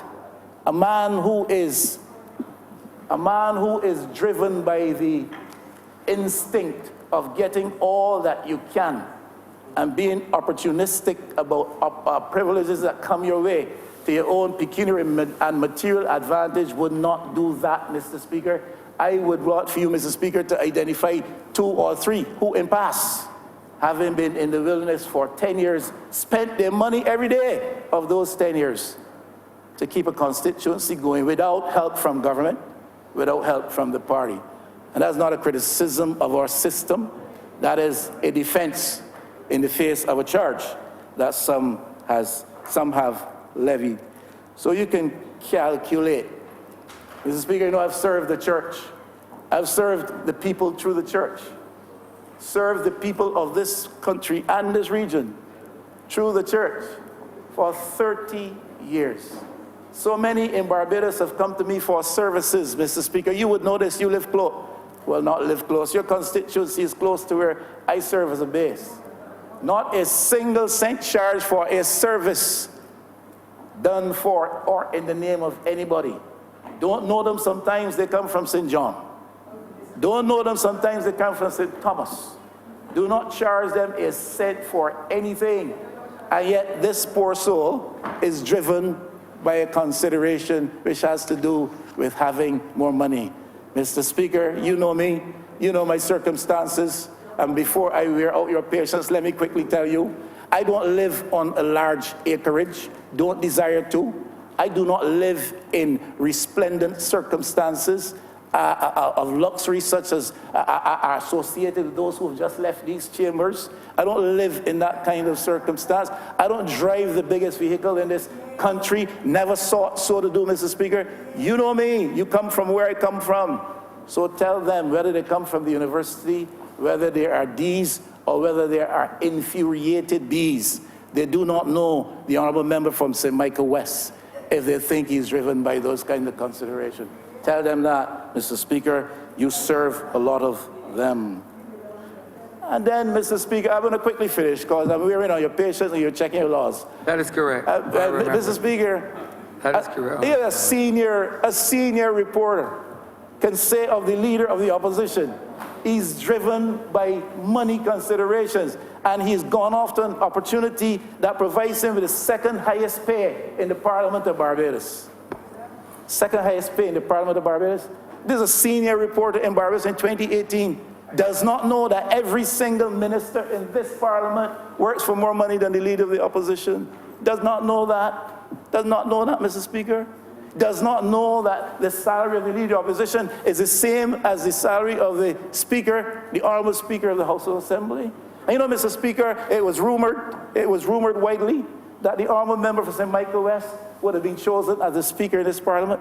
And those who spoke to me on that matter will tell you, Mr. Speaker, I said, never happened, because my voice is not to be silenced in this Parliament. And I say that not of disrespect. I say that to suggest, no, I say that to suggest that we need to move in this country to that place where we have an independent speaker who is not a member of any partisan interest in this House of Assembly, so that the honourable member from St. Michael Central can have full voice in this honourable chamber. And I said that not to disrespect your office or you, sir.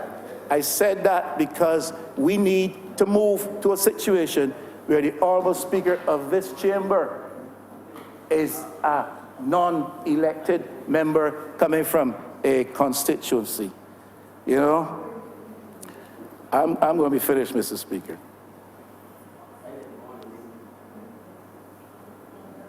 In my humble view, one's voice as a backbencher is almost as equally muted by the current configuration of this parliament.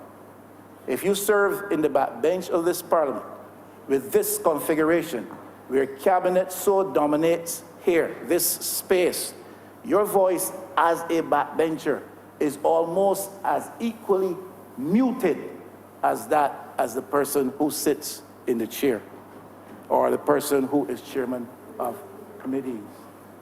And so, Mr. Speaker, I finally want to take you on the wings of imagination, and I hope not to be misunderstood and further abused. I really hope not to be misunderstood.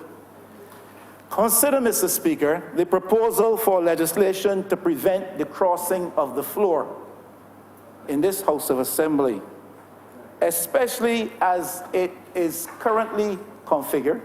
Honourable Leader, Point of order. Yes, clearly, Mr. Speaker, the honourable member is drifting far and wide, and I think he's really off topic now when it comes to matters with respect to the governance of this land and crossing the floor. I'd ask him to get back to a financial Honourable matter. member, he has already said that he was wearing thin on my patience. Okay. He said that. He actually said that. And I will not wear further thin on your patience, but I'm still talking about abuse. But consider the proposal for legislation to prevent the crossing of the floor in this House as it is presently configured today, or as it would have been configured if the member for St. Michael West had not crossed the floor. Consider the implications of legislation brought here to prevent crossing the floor. Now, I accept, and I honestly do, accept at face value the Honourable Prime Minister's stated view that she has a large cabinet, a large executive, because the load is heavy, the moment is urgent, and the attention of individuals must be focused.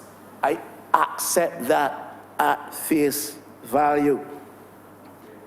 Face value, I take her at her word.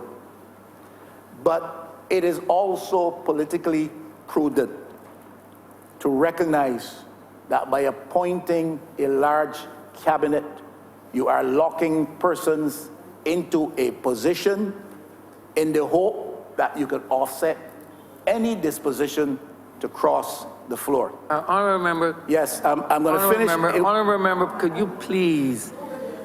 you please explain the relevance of the two bills which were presented to this? Please let me finish. Please let me finish. Could you please show in great detail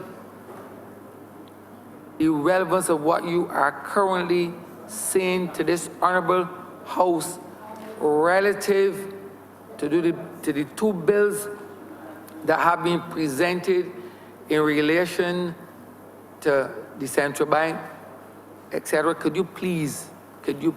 I'll try again. I'm at a loss. I am at a total, absolute, entire loss as to see the relevance that you are currently, the trajectory that you are on, and I would wish that you desist from that and go to the relevance, please. Mr. Speaker, I will desist from that, but I'll desist from that, but I thought I had established relevance. The bills, the measures before us are intended to address a situation of abuse by the Ministry of Finance, the last cabinet, and the Central Bank of Barbados with respect to the management of government finances. The Honourable Prime Minister in her presentation began by making reference to that abuse, which is clear to everybody. I'm simply saying that this debate, therefore, in a wider context, is about how do we, as today's administration, stop abuse in the life of Parliament, in the life of any administration chosen by the government, by the people. How do we stop that abuse? And I'm simply saying, Mr. Speaker, the Parliament must be careful about what measures it introduces. Else, if you're not careful about that, you will come into a situation where rather than challenge and correct and stem off abuse, you're actually creating a situation of abuse. Because if you introduce in this Parliament tomorrow, as you have the numbers to do, nobody on that side can go anywhere unless they go back to the electorate. And I do not believe, Mr. Speaker, that that is the way things ought to be, because that is exercise. Can the honourable member move on, please? I'm finishing. That's Please about the last thing I have to say. I'm not on that side. All I'm going to say is be careful about any resolution that prevents the crossing of the floor, that locks you into where you are. That is all I am saying. That is all I am saying. I'm not saying that I expect that to come. I'm simply saying it happens in parliaments. It happened in Trinidad. Be careful if you go there. That's all I'm saying. I thank you. The honourable member for St. George North. I rise to speak briefly on this important matter today. I believe that the government has shown faith to the people of Barbados. I believe, Mr. Speaker, that coming after an administration that has surely pointed out to the people of Barbados that for 10 years, which we consider the lost years, that the people of Barbados have now elected a government that really and truly believes that Barbados can do better. And over the past 2 months or so, this government has shown that they are committed to bring Barbadians into the loop and, of course, uphold the law, the rule of law. And today is another incident in which the government is showing that they want to rule and lead by example. I believe, Mr. Speaker, that over the past 10 years we have seen the government of the day not only increase the limit, the overdraft limit, beyond 10%, but they have done a number of things that one believe could have really lead this country into economic ruin. And therefore, at the start of the period, the government has agreed to reduce the overdraft limit from 10% to 7.5%, which is a good sign because the government and the Prime Minister who introduced the bill made a point that she wants to ensure that she set the limits to her own government. I believe this is the right thing to do. But I want, Mr. Speaker, to look at a number of things because it will be remiss of me if I did not comment on some of the member who sat, the Honourable Leader of the Opposition. He made a point that in this House, the opposition, the backbenchers do not have a voice, and our voice seems to be tied to the government. we're all members of the government.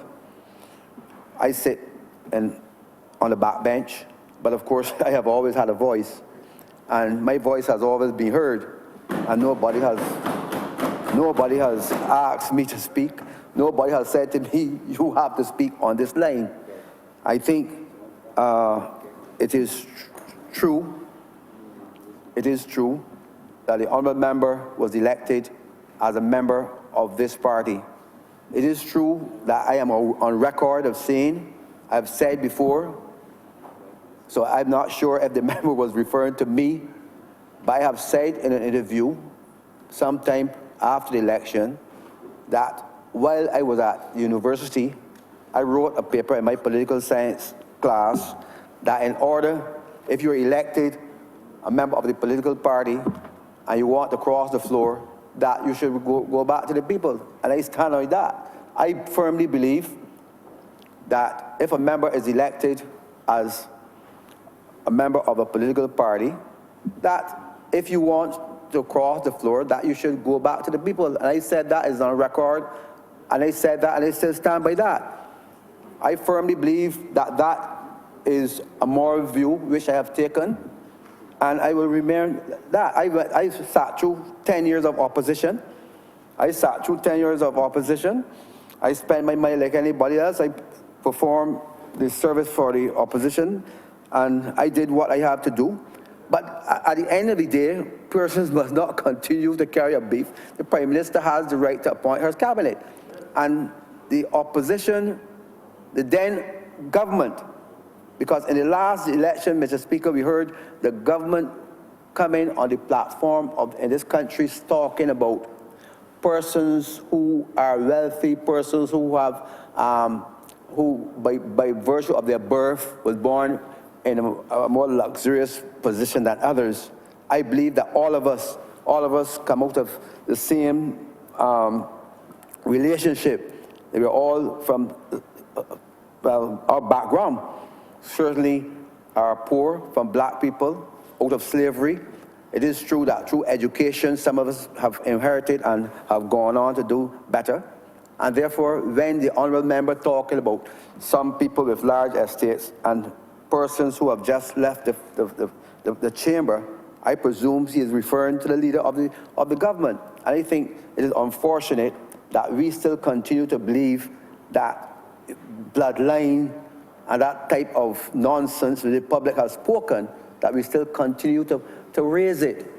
It is unfortunate, Mr. Speaker, and we must get above this thing, because I was born poor. It doesn't mean that my children cannot inherit and go on better and do better than I do, or I did, or be better than my father and four parents did. So that we have to go forward, Mr. Speaker, in one voice, that we want to see our children do better than we are doing at the current time. And I believe it was since adult suffrage, and even before then, it was the opinion of most Barbadians to see their children do better based on education and based not necessarily on wealth, because we do not own very much in this country. Black people do not own very much. We own based on our education. And therefore, Mr. Speaker, I want to say to the honourable member, we have to move forward. We have to move forward. There's an executive, and the executive is government, whether it is large or not. It is the executive of the current time. And the public of Barbados have spoken. We cannot tell the public of Barbados that you should not have given us 30 seats. The public of Barbados has given us all 30. This is the very first time in the history that we have gotten all 30 seats. And therefore, and not only 30 seats, Mr. Speaker, I believe the average victory was almost 2,000 votes. So we have gotten a victory based on what the people wanted. The people of Barbados have sent us here to do a job for them. And they want us, Mr. Speaker, to reverse all the stuff. And I've said so in opposition, that we have to go back, Mr. Speaker, to 2007 position. The people of Barbados want us to return this country to good governance. They want us to reverse all of the things that were done under the Democratic Labour Party to make this country hard. they want us to do so. And I think, in all fairness, whether or not the executive is large, that they're doing a wonderful job so far. And therefore, I do not have a grouse with what the actions of the government. I do not have a grouse at all. So that we must go past this personal belief that I must be in a position. We are on a collective responsibility. The people elect us as a collective government, and we will continue to do the best we can for the people of Barbados. And I want to say that we have a voice on the backbench. And the only person in this parliament who cannot speak, or who cannot speak openly, because I have seen the speaker sometimes came on the backbench as well. In my history here, I have seen a speaker come to the backbench and voted. I've seen it. And there's nothing in our parliament to present the speaker, if he so desires, to come on the backbench and speak his mind as well. And we can amend standing orders to do so. I want to say, Mr. Speaker, though, because my main consideration is that the role of the central bank, in our present system is really the government's bank. The central bank is the banker's bank. It sets the interest rates, and of course it reports to the minister and reports to the government on a regular basis. But I would like to see, Mr. Speaker, the role of the central bank. I want to let's look carefully at Chapter 323 of the laws of Barbados, the Central Bank of Barbados, to look carefully at its role, its function, and what it does and how it reports. We have seen a situation where a former governor of the Central Bank, because he was not aware and was not clear on the reporting of the Central Bank, he was not happy with what the Central Bank was being reported to, that the Fourth Estate was castigated by the governor of the Central Bank. Now I believe that the rules of the Central Bank under miscellaneous clause 53 states that the bank may issue such reports and publications as the bank considers in the interest of the public. I think that we need to require the banks not only to report on an annual basis, or quarterly basis, but that we need to see that the bank report in a way that the Parliament of Barbados can understand. And I think that the bank should come a quarterly. We need to amend this chapter, the Act of Barbados, to ensure that the central bank, reports to the Parliament on a quarterly basis. Now, and why I say so? Because the report to the minister, what we have seen in the last administration, that the bank was, one governor was printing. The present government has decided that he was not going to print as much as the governor before. And I believe that if the governor or the bank reports to the Parliament of Barbados, so that within our standing orders, which may have to be amended, to ensure that organizations such as Central Bank, the financial institutions can report to Parliament on a quarterly basis, then the printing of money beyond a certain limit can be avoided. And we need to look carefully at what the government does. For example, also these interest rates. I have seen the Central Bank sets interest rate to such an extent where you allow the commercial banks to bring their interest rate to almost 0%. And that has caused a serious situation in Barbados where a number of people do not want to invest their money in commercial banks because there's no hope.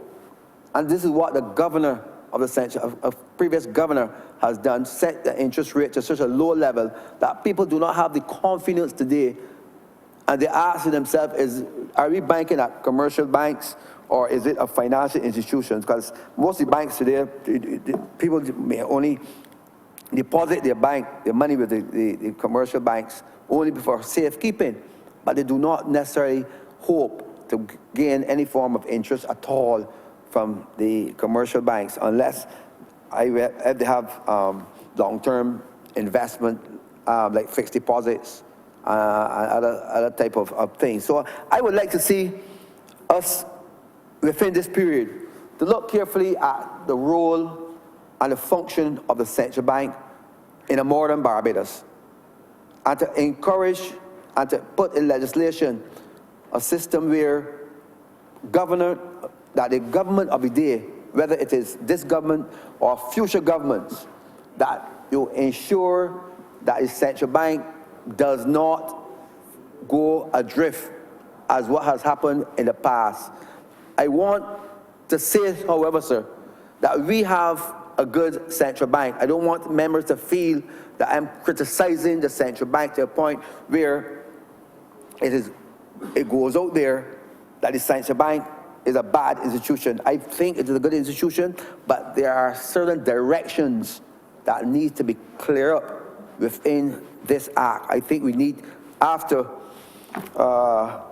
from 1972 when the bank was established, I think there have been some amendments over the years, but it is time now for us to look at a holistic undertaking, how we can review the role of the central bank and to ensure that future banks, that is the governor himself, even though he is the chief, that he cannot abuse his powers as we have seen done in the past. The other thing is that when a governor can pronounce that he believes 6,000 people should go home. Now this is indeed tying the government hands. I think because if you're a government advisor and you advise the Minister of Finance that you need to send home 6,000 people, obviously the Minister of Finance may very well consider that sort of thing, unless you have a strong minister, unless you have a strong government. Now this government has made a point that we will not send home people. But do you realize that when the governor of a central bank speaks, his word has weight? People start to tremble. People start to say, well, this may very well be the policy, or this may very well be what government is contemplating. So people now start to panic. You get less production out of them, and you have a problem on your hands. So I think that if the governor has a negative view, or a view in any way, that this view should be communicated to the minister or to the government without not necessarily going to the public, because it has some form of effect on the public of our country. I also want to say, Mr. Speaker, that when I look at what is happening in our institutions, and I think that it is fair to say that I saw it reported in one of the dailies some time ago. I'm not referring to anyone in Barbados, but I saw it recorded in one of the dailies that the unions should be dismissed, that the unions are in bed with government. I want to say this, that the previous government, along with the central bank, felt that the workers of this country should not have been given an increase. The previous governor of the central bank is on record saying that the workers should not have been given an increase. The Central Bank of Barbados was also of that view. This government has taken the decision that we will give civil servants an increase of salaries. The previous government also told the unions that they were not prepared to negotiate at all, that they were not going to negotiate wages.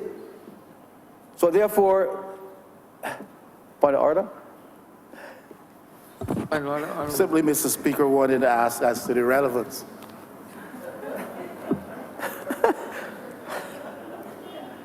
Honourable, that is coming after your speech, correct? I am speaking about the central bank along with the unions, and I'm sure I'm speaking in terms of what is happening, what this bill is about. I'm saying, Mr. Speaker, that in today's society, we have a government that is giving an increase of wages based on the fact that the central bank have said that it should not. And we are giving that increase. And it cannot be that we are in bed with any unions, that we are in bed with any person. We have taken that position. We have taken that position, and we are going forward with it. And therefore, I believe that the government has ignored, to some extent, some of the advice that it got from a former governor of the central bank. And therefore, I believe that persons in Barbados are happier today that a new government has come on the scene and have, within a course of 2 months, have put all records straight that we are putting the workers of this country first. That we are putting the workers first, and that any consideration that we may make, we will take the workers and the people of this country into our consideration. And I want to tell the member of the opposition, the member of Sir Michael West, honourable member, that no person has placed in my head what to say. No person has told me that I have criticized the government. I've criticized, when it's time to criticize, we'll criticize. I am being criticized by people out there who I felt that parliamentarians should be, I felt, and I said so, that parliamentarians should be paid better, because it does not, if you do not do that, then you cannot, you encourage less corruption. I've said that.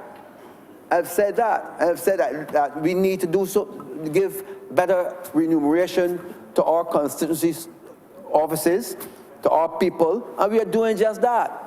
So therefore, Mr. Speaker, I want to say to the member that I believe that this government is doing its best to move this country forward.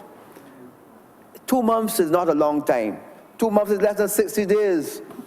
In other parts of the world, Mr. Speaker, persons give the government 100 days before they speak ill of the government. And what can you do in 60 days?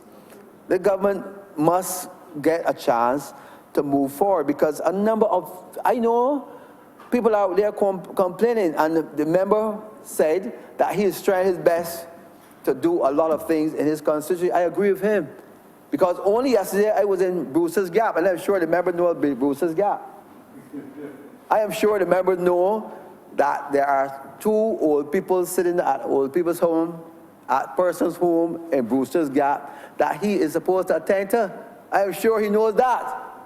And I'm sure, therefore, I am sure he will attend to them. I'm sure he will attend to those cases. So I know he will.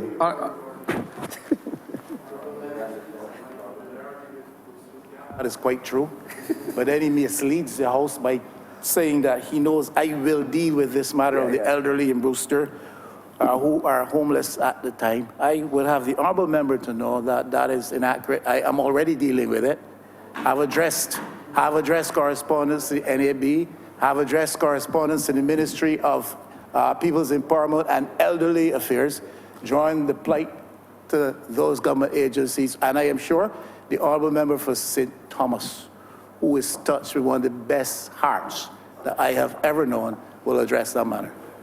Sir, I would just point out to the member that he said that the member said that he's doing all these things in his constituency, and I said I know, Mr. Speaker, that he will address that issue with an old lady who is now homeless in Brewster's Road, and I'm sure that he will address it, and I'm glad that he has. I'm glad, Mr. Speaker, that he has addressed that case, and I'm sure that the people in that area will be happy that he has done just that. Finally, Mr. Speaker, the whole notion that there is a drift, that we have a government that is prime ministerial driven. I think we have seen a situation, Mr. Speaker. We know that, I have spoken about this before, the Prime Minister is primus inter pares, above all equal. But we have seen a situation that, and I am a member of the parliamentary party, and I have seen the Prime Minister come to each member since election and ask for their opinion, whether they're in and out of cabinet, about these things. So I'm aware that even though he may be right theoretically, that we do not have a dictator of a Prime Minister over the cabinet, as in that has happened in previous times, where the cabinet, because we have professionals here in cabinet, and we have persons who are free to disagree, both in cabinet and out of cabinet. We have persons on the back bench who are professionals, who have a voice, and this is a new dispensation of persons who will speak according to what they believe, but based within that limitation, based on philosophy of the party and based on philosophy of what we believe in.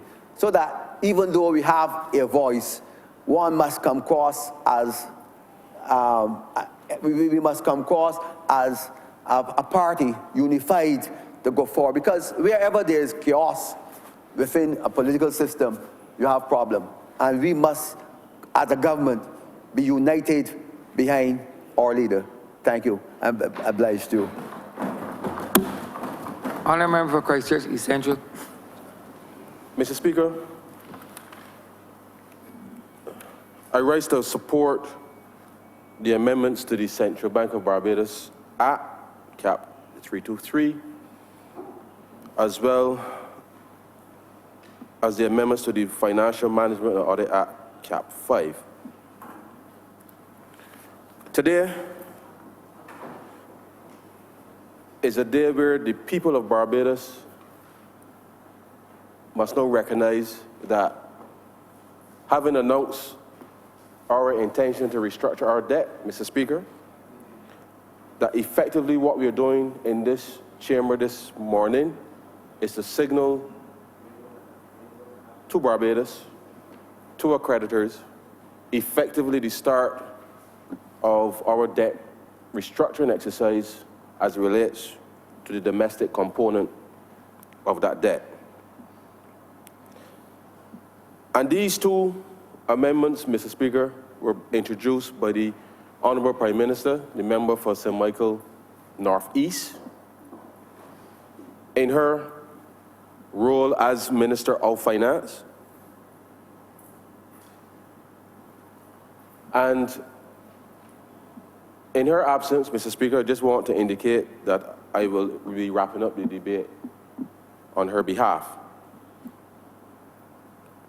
But today is a serious day, because what we've experienced over the last few years, Mr. Speaker, and it has been articulated by a number of members on the floor, was not just fiscal indiscipline, but certainly, and I want to agree with the leader of opposition just on this point, with respect to abuse of power by institutions.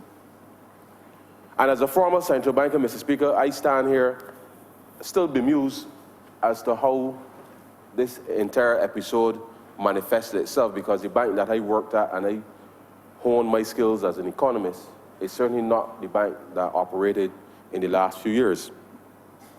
And these amendments today are critical to restoring not just a level of discipline, but to signal to every Barbadian that the Central Bank of Barbados represents, if you were on a football team, you're a goalkeeper. And you're a goalkeeper, Mr. Speaker, as we all know, there's a penalty box. And when you're a goalkeeper, seek to go outside of that penalty box, Mr. Speaker, there are consequences. And Barbadians have grown accustomed to having trust and confidence in the Central Bank of Barbados, because they've always felt a sense of trust. I can't quite explain, but it always felt as if the Central Bank, through its governor, was looking out for the interests of ordinary Barbadians. So when the Central Bank governor said to save, people would save. When the Central Bank governor said to tighten your belts, Mr. Speaker, people tighten their belts because of that affinity, that trust that the Central Bank would have had, or the people would have had, with the Central Bank and their previous governors. And so the fact that we're here this morning to talk about, on the one hand, writing off the overdraft, the current overdraft of $308 million that sits with the Central Bank, which, under the Financial Management or the Act, is currently set at 10% of revenue of government to be that overdraft.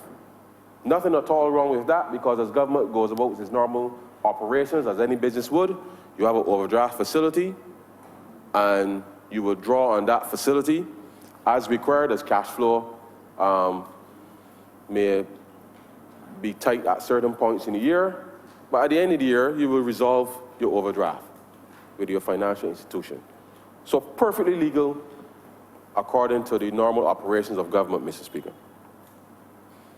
But the reason that we are here today is really because of Section 46, which I want to respond to the Leader of Opposition on, because he raised a query with respect to whether or not he raised a query that, at least as far as I'm concerned, sought to question the intent of government in this respect. And what the public of Barbados must understand, Mr. Speaker, and I want to read first the current provision of Section 46 of the Central Bank Act and what we are talking about here. And it says, limit on indebtedness.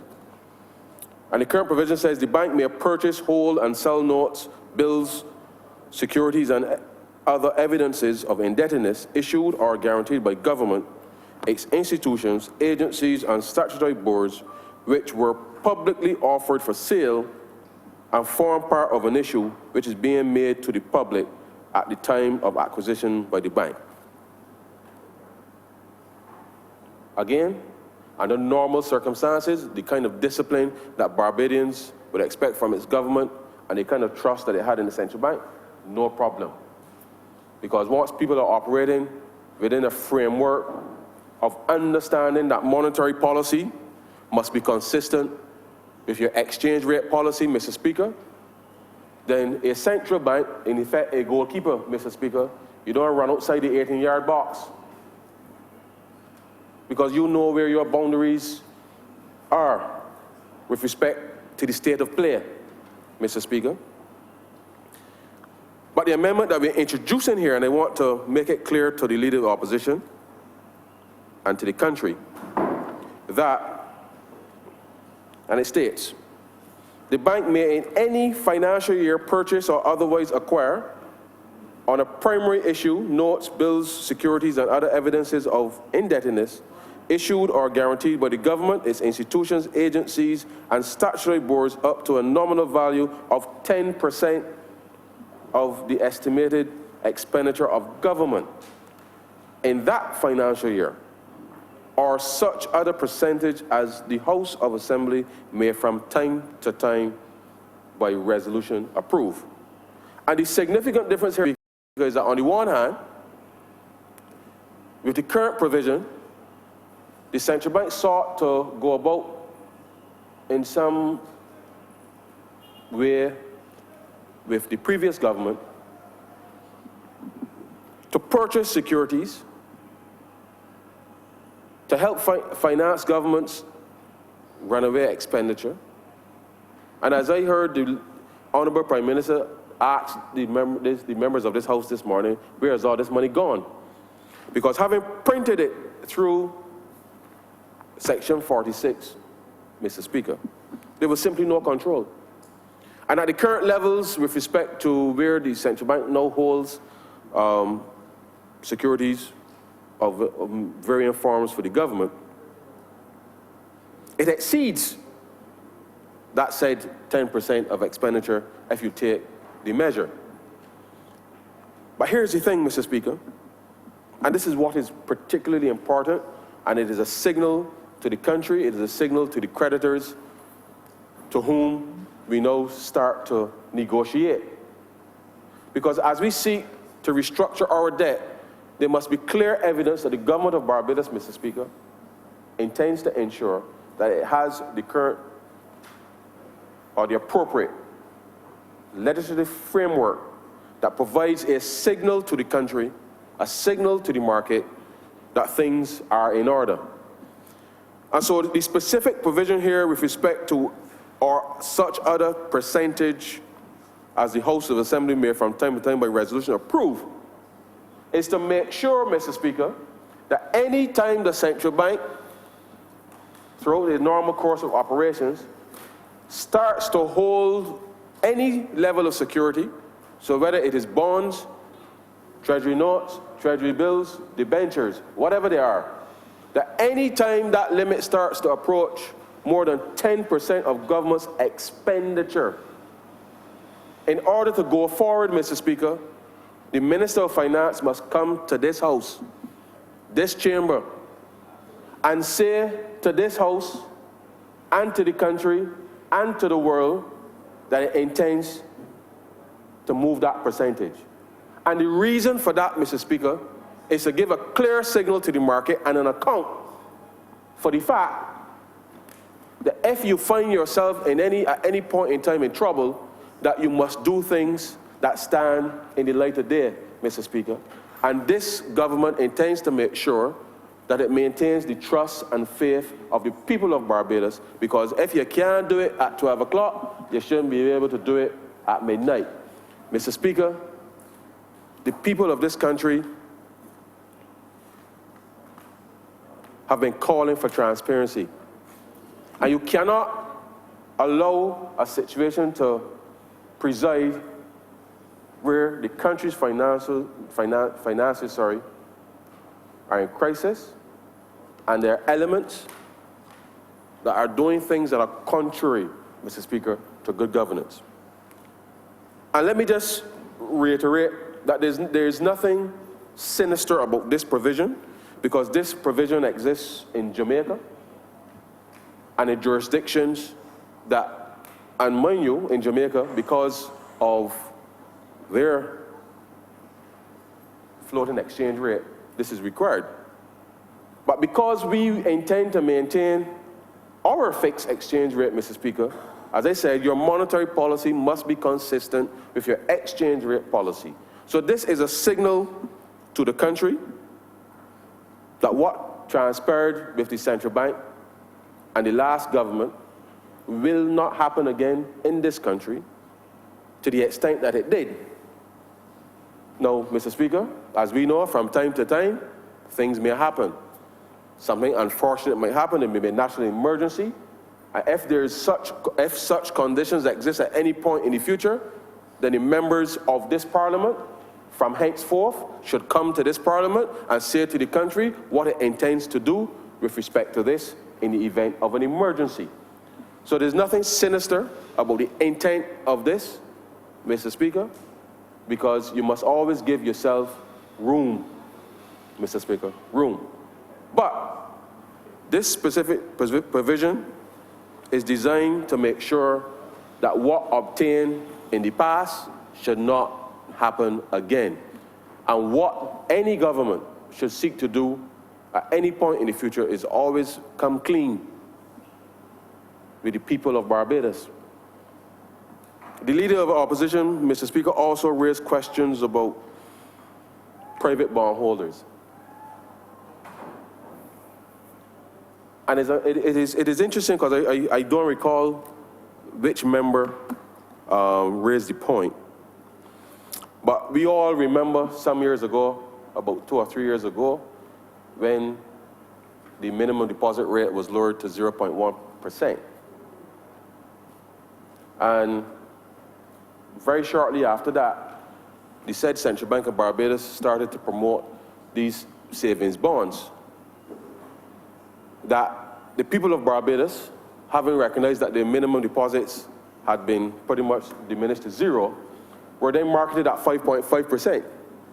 And people bought these bonds, Mr. Speaker. And they bought these bonds because of that faith and trust that they had in the Central Bank of Barbados. Because when a central bank tells you to save, you save. When they tell you to tighten your belt, you tighten your belt, Mr. Speaker. And so for those persons who bought those bonds, Mr. Speaker, I can say to this House, those bonds have a claim on the consolidated fund as savings bonds.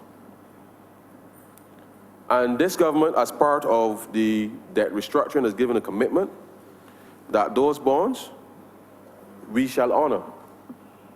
Because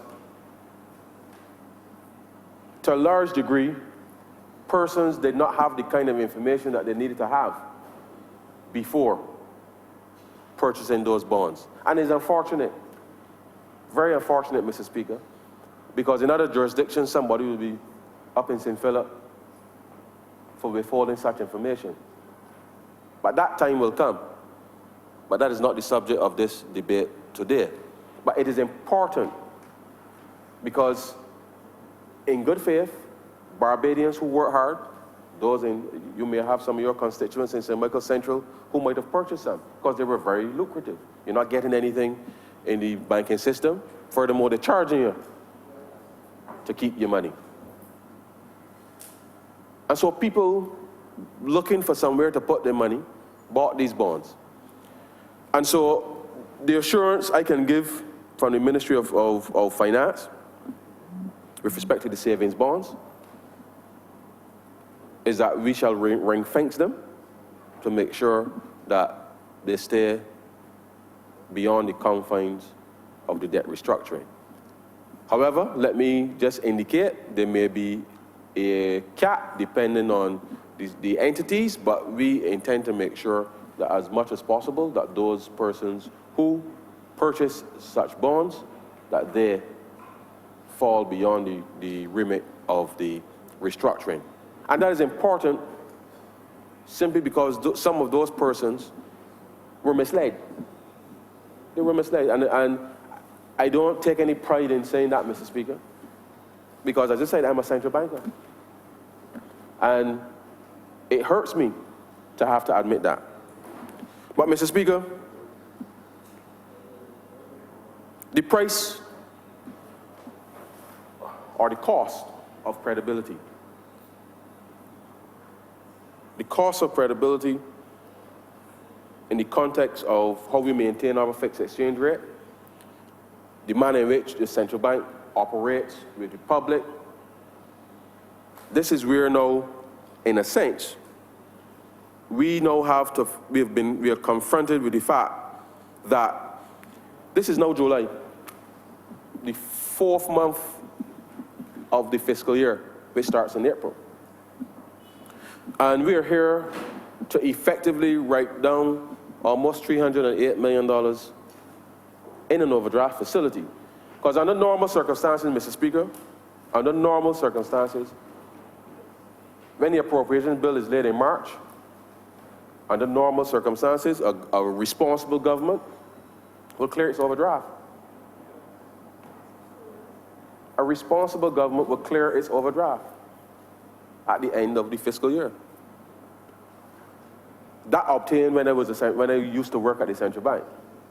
And so we are faced now with a situation where, because of the circumstances that the central bank would have engaged in to help finance the previous government's operations, we are now signaling to the country that these amendments are here not just to restructure the debt, but to give clear signals that this government will be different. And once I accept that government is a continuum, we shall not continue that which the previous administration did. And therefore, the purpose of these amendments is that clear signal to the public that we intend to get this right. The honourable member for St. Michael West said that with the numbers in here, anything is possible except birth. I dare say this is a rebirth, Mr. Speaker, of fiscal discipline in this country. Because without that discipline, Honourable friend and constituent, I did not say with the numbers in here anything is possible and impute any ill motive to this administration. In fact, I said, it is frequently heard to be said, governments with sufficient numbers can do anything except give birth. But I am of the view that this administration is not in that regard they were disposed. That is what I said. I have every confidence in this administration that they are not in this regard, in that direction, disposed. Not at all at this time. Mr. Speaker, this is a rebirth of fiscal discipline. And that's important for the public, the financial institutions, because when all is said and done, Mr. Speaker, what lies before us in this chamber is that for each and every one of us, the formulation of public policy, how we pay for it, how we finance it, how we do it, is just as important as what is done. Because the people of Barbados certainly expect us to be responsible. And this government will now raise the bar once again for what is indeed responsible.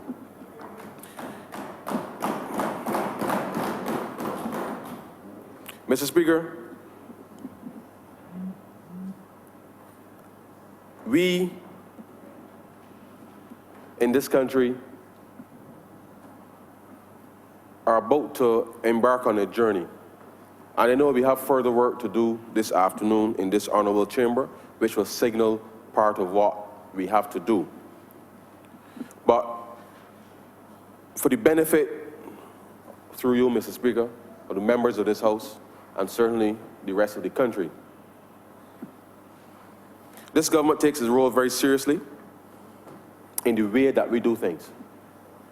And this debate this morning, I'm encouraged by the members' submissions, because we now have to engage not just our constituents, but basically the entire nation, the different organizations, because this debt restructuring will impact every single person in this country. And because it will affect every single person, every single household, every single business in this country, Mr. Speaker, I want to say that the Ministry of Finance will be, over the course of the coming weeks, as we start to engage much more meaningfully with our creditors, that where appropriate and when appropriate, that we shall again come to this honourable chamber and signal what would have been the results of such negotiations. I give the honourable House the assurance that we have conducted the various stress testing that will normally accompany such matters. And because we have basically concluded those stress testing, we are here to present these particular measures, as I said, to signal the start of the debt restructuring. Mr. Speaker, this government understands quite clearly that the financial system is important for delivering growth in this economy. Whether commercial banks, whether insurance companies, whether credit unions, finance houses, individuals, the financial system is critical to delivering growth. And if the financial system is critical to delivering growth through financing, then its regulator, the Central Bank of Barbados, must also, Mr. Speaker, demonstrate that it too can impose discipline on itself. And so therefore, these measures this morning is not just for the benefit of the government, but certainly I believe the benefit of this entire country, because we now must make sure that as we move forward, that the people, the businesses, investors in this country can clearly see that the government of Barbados is acting responsibly, it is acting in a transparent manner, and that we will do all that is required to make sure that confidence, both at the consumer level, the business level, and the investor level, returns to those days when people knew that Barbados' word was its bond. Mr. Speaker,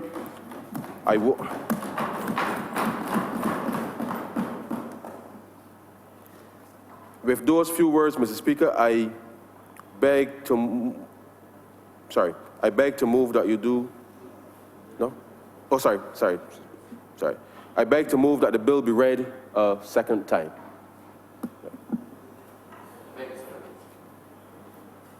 Question is that this bill be read a second time.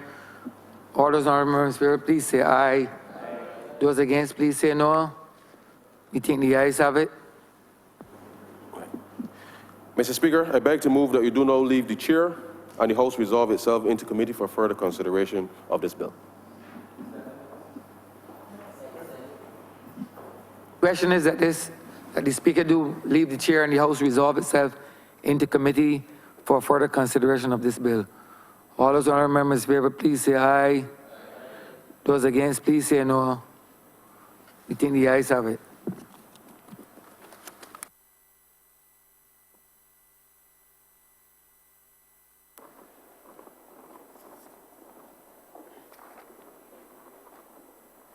Only 3 clauses, yeah?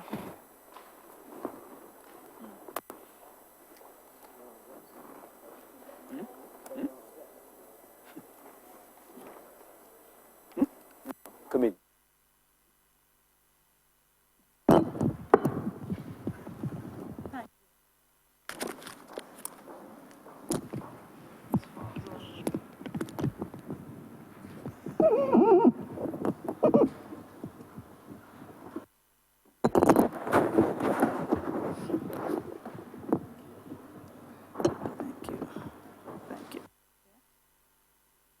This House is now in committee. Clause 1. Madam Chair, I beg to move that Clause 1 stand part. The question is that Clause 1 stand part. Yeah, second, please. Question is, all honourable members in favor, please say aye. All honourable members against, please say no. Methinks the ayes have it. Clause 2. Madam Chair, I beg to move that Clause 2 stand part. Question is that Clause 2 stand part. All honourable members in favor, please say aye. All honourable members against, please say no. Methinks the ayes have it. Clause 3. Madam Chair, I beg to move that Clause 3 stand part. You need to turn it from. You need to turn it. The question is that Clause 3 stand part. All honourable members in favor, please say aye. All honourable members against, please say no. Methinks the ayes have it. The train.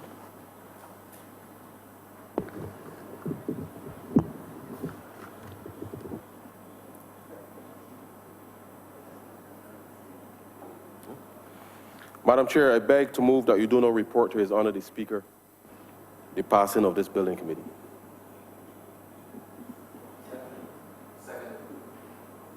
The question is that I now report to the Speaker the passing of one bill. All honourable members in favor, please say aye. All honourable members against, please say no. Methinks the ayes have it.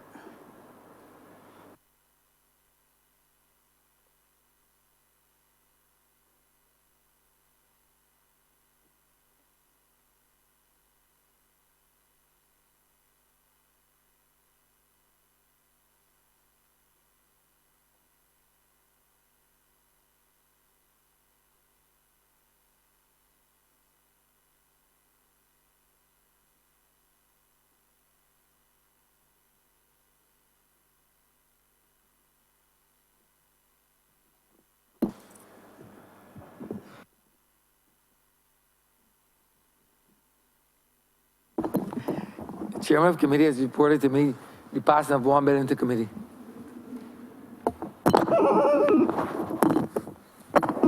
Mr. Speaker, I beg to move that this bill be now read a third time.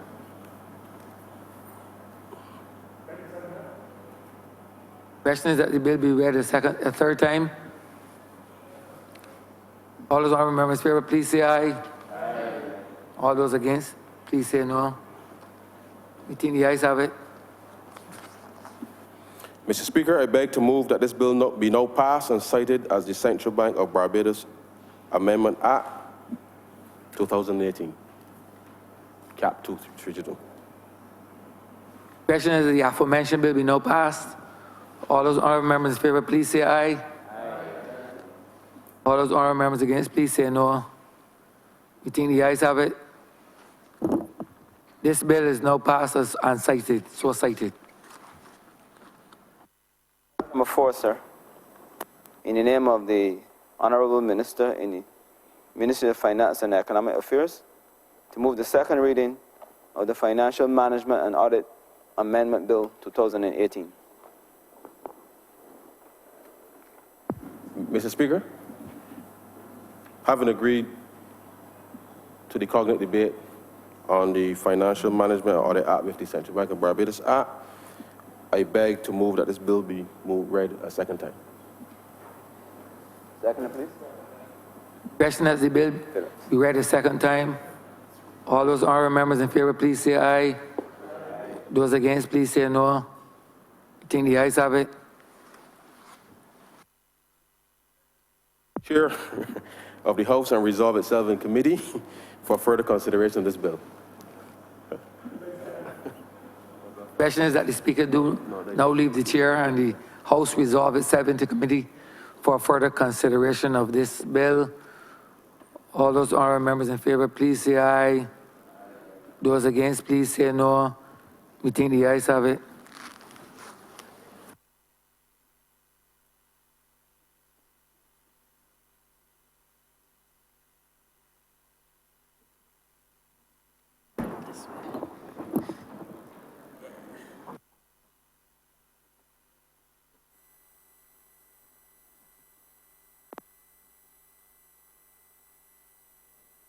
House is now in committee.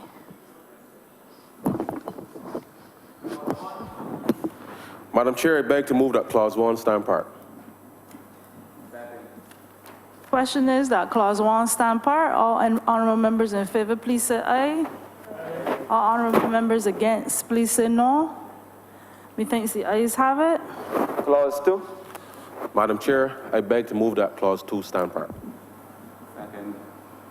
Question is that clause 2 stand part. All honourable members in favor, please say aye. All honourable members against, please say no. Methinks the ayes have it. Clause 3. Madam Chair, I beg to move that Clause 3 stand part. Question is that clause 3 stand part. All honourable members in favor, please say aye. All honourable members against, please say no. Methinks the ayes have it. Madam Chair, I beg to move that you do not report to His Honour the Speaker the passing of one bill in committee. Question is that I now report to the Speaker on the passing of one bill. All honourable members in favor, please say aye. Aye. All honourable members against, please say no. Methinks the ayes have it.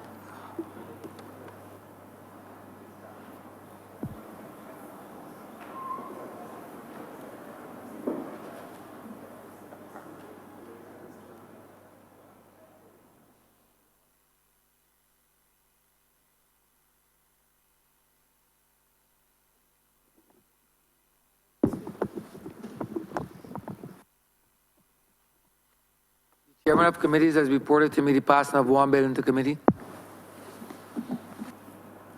Mr. Speaker, I beg to move that this bill be now read a third time. Question is that the bill be read a third time. All those honourable members in favor, please say aye. All those against, please say no. You think the ayes have it? Mr. Speaker, I beg to move that this bill be now passed and cited as the Financial Management and Audit Amendment Act 2018. Question is that the aforementioned bill be now passed and so cited. All those honourable members in favor, please say aye. All those against, please say no. We think the ayes have it. The aforementioned bill is now passed and so cited. Mr. Speaker, I beg to move that this Honourable House be suspended for lunch until 2:30 p.m. this afternoon. Question is that this Honourable Chamber be adjourned until, suspended until 2:30 in the afternoon. Yes, sir. All those honourable members, favor, please say aye. Those against, please say no. You think the ayes have it?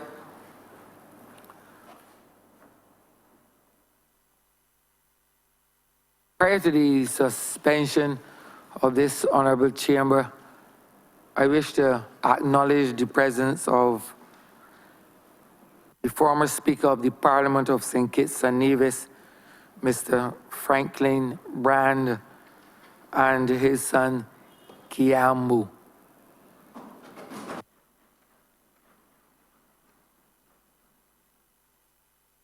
This honourable house is now suspended for lunch.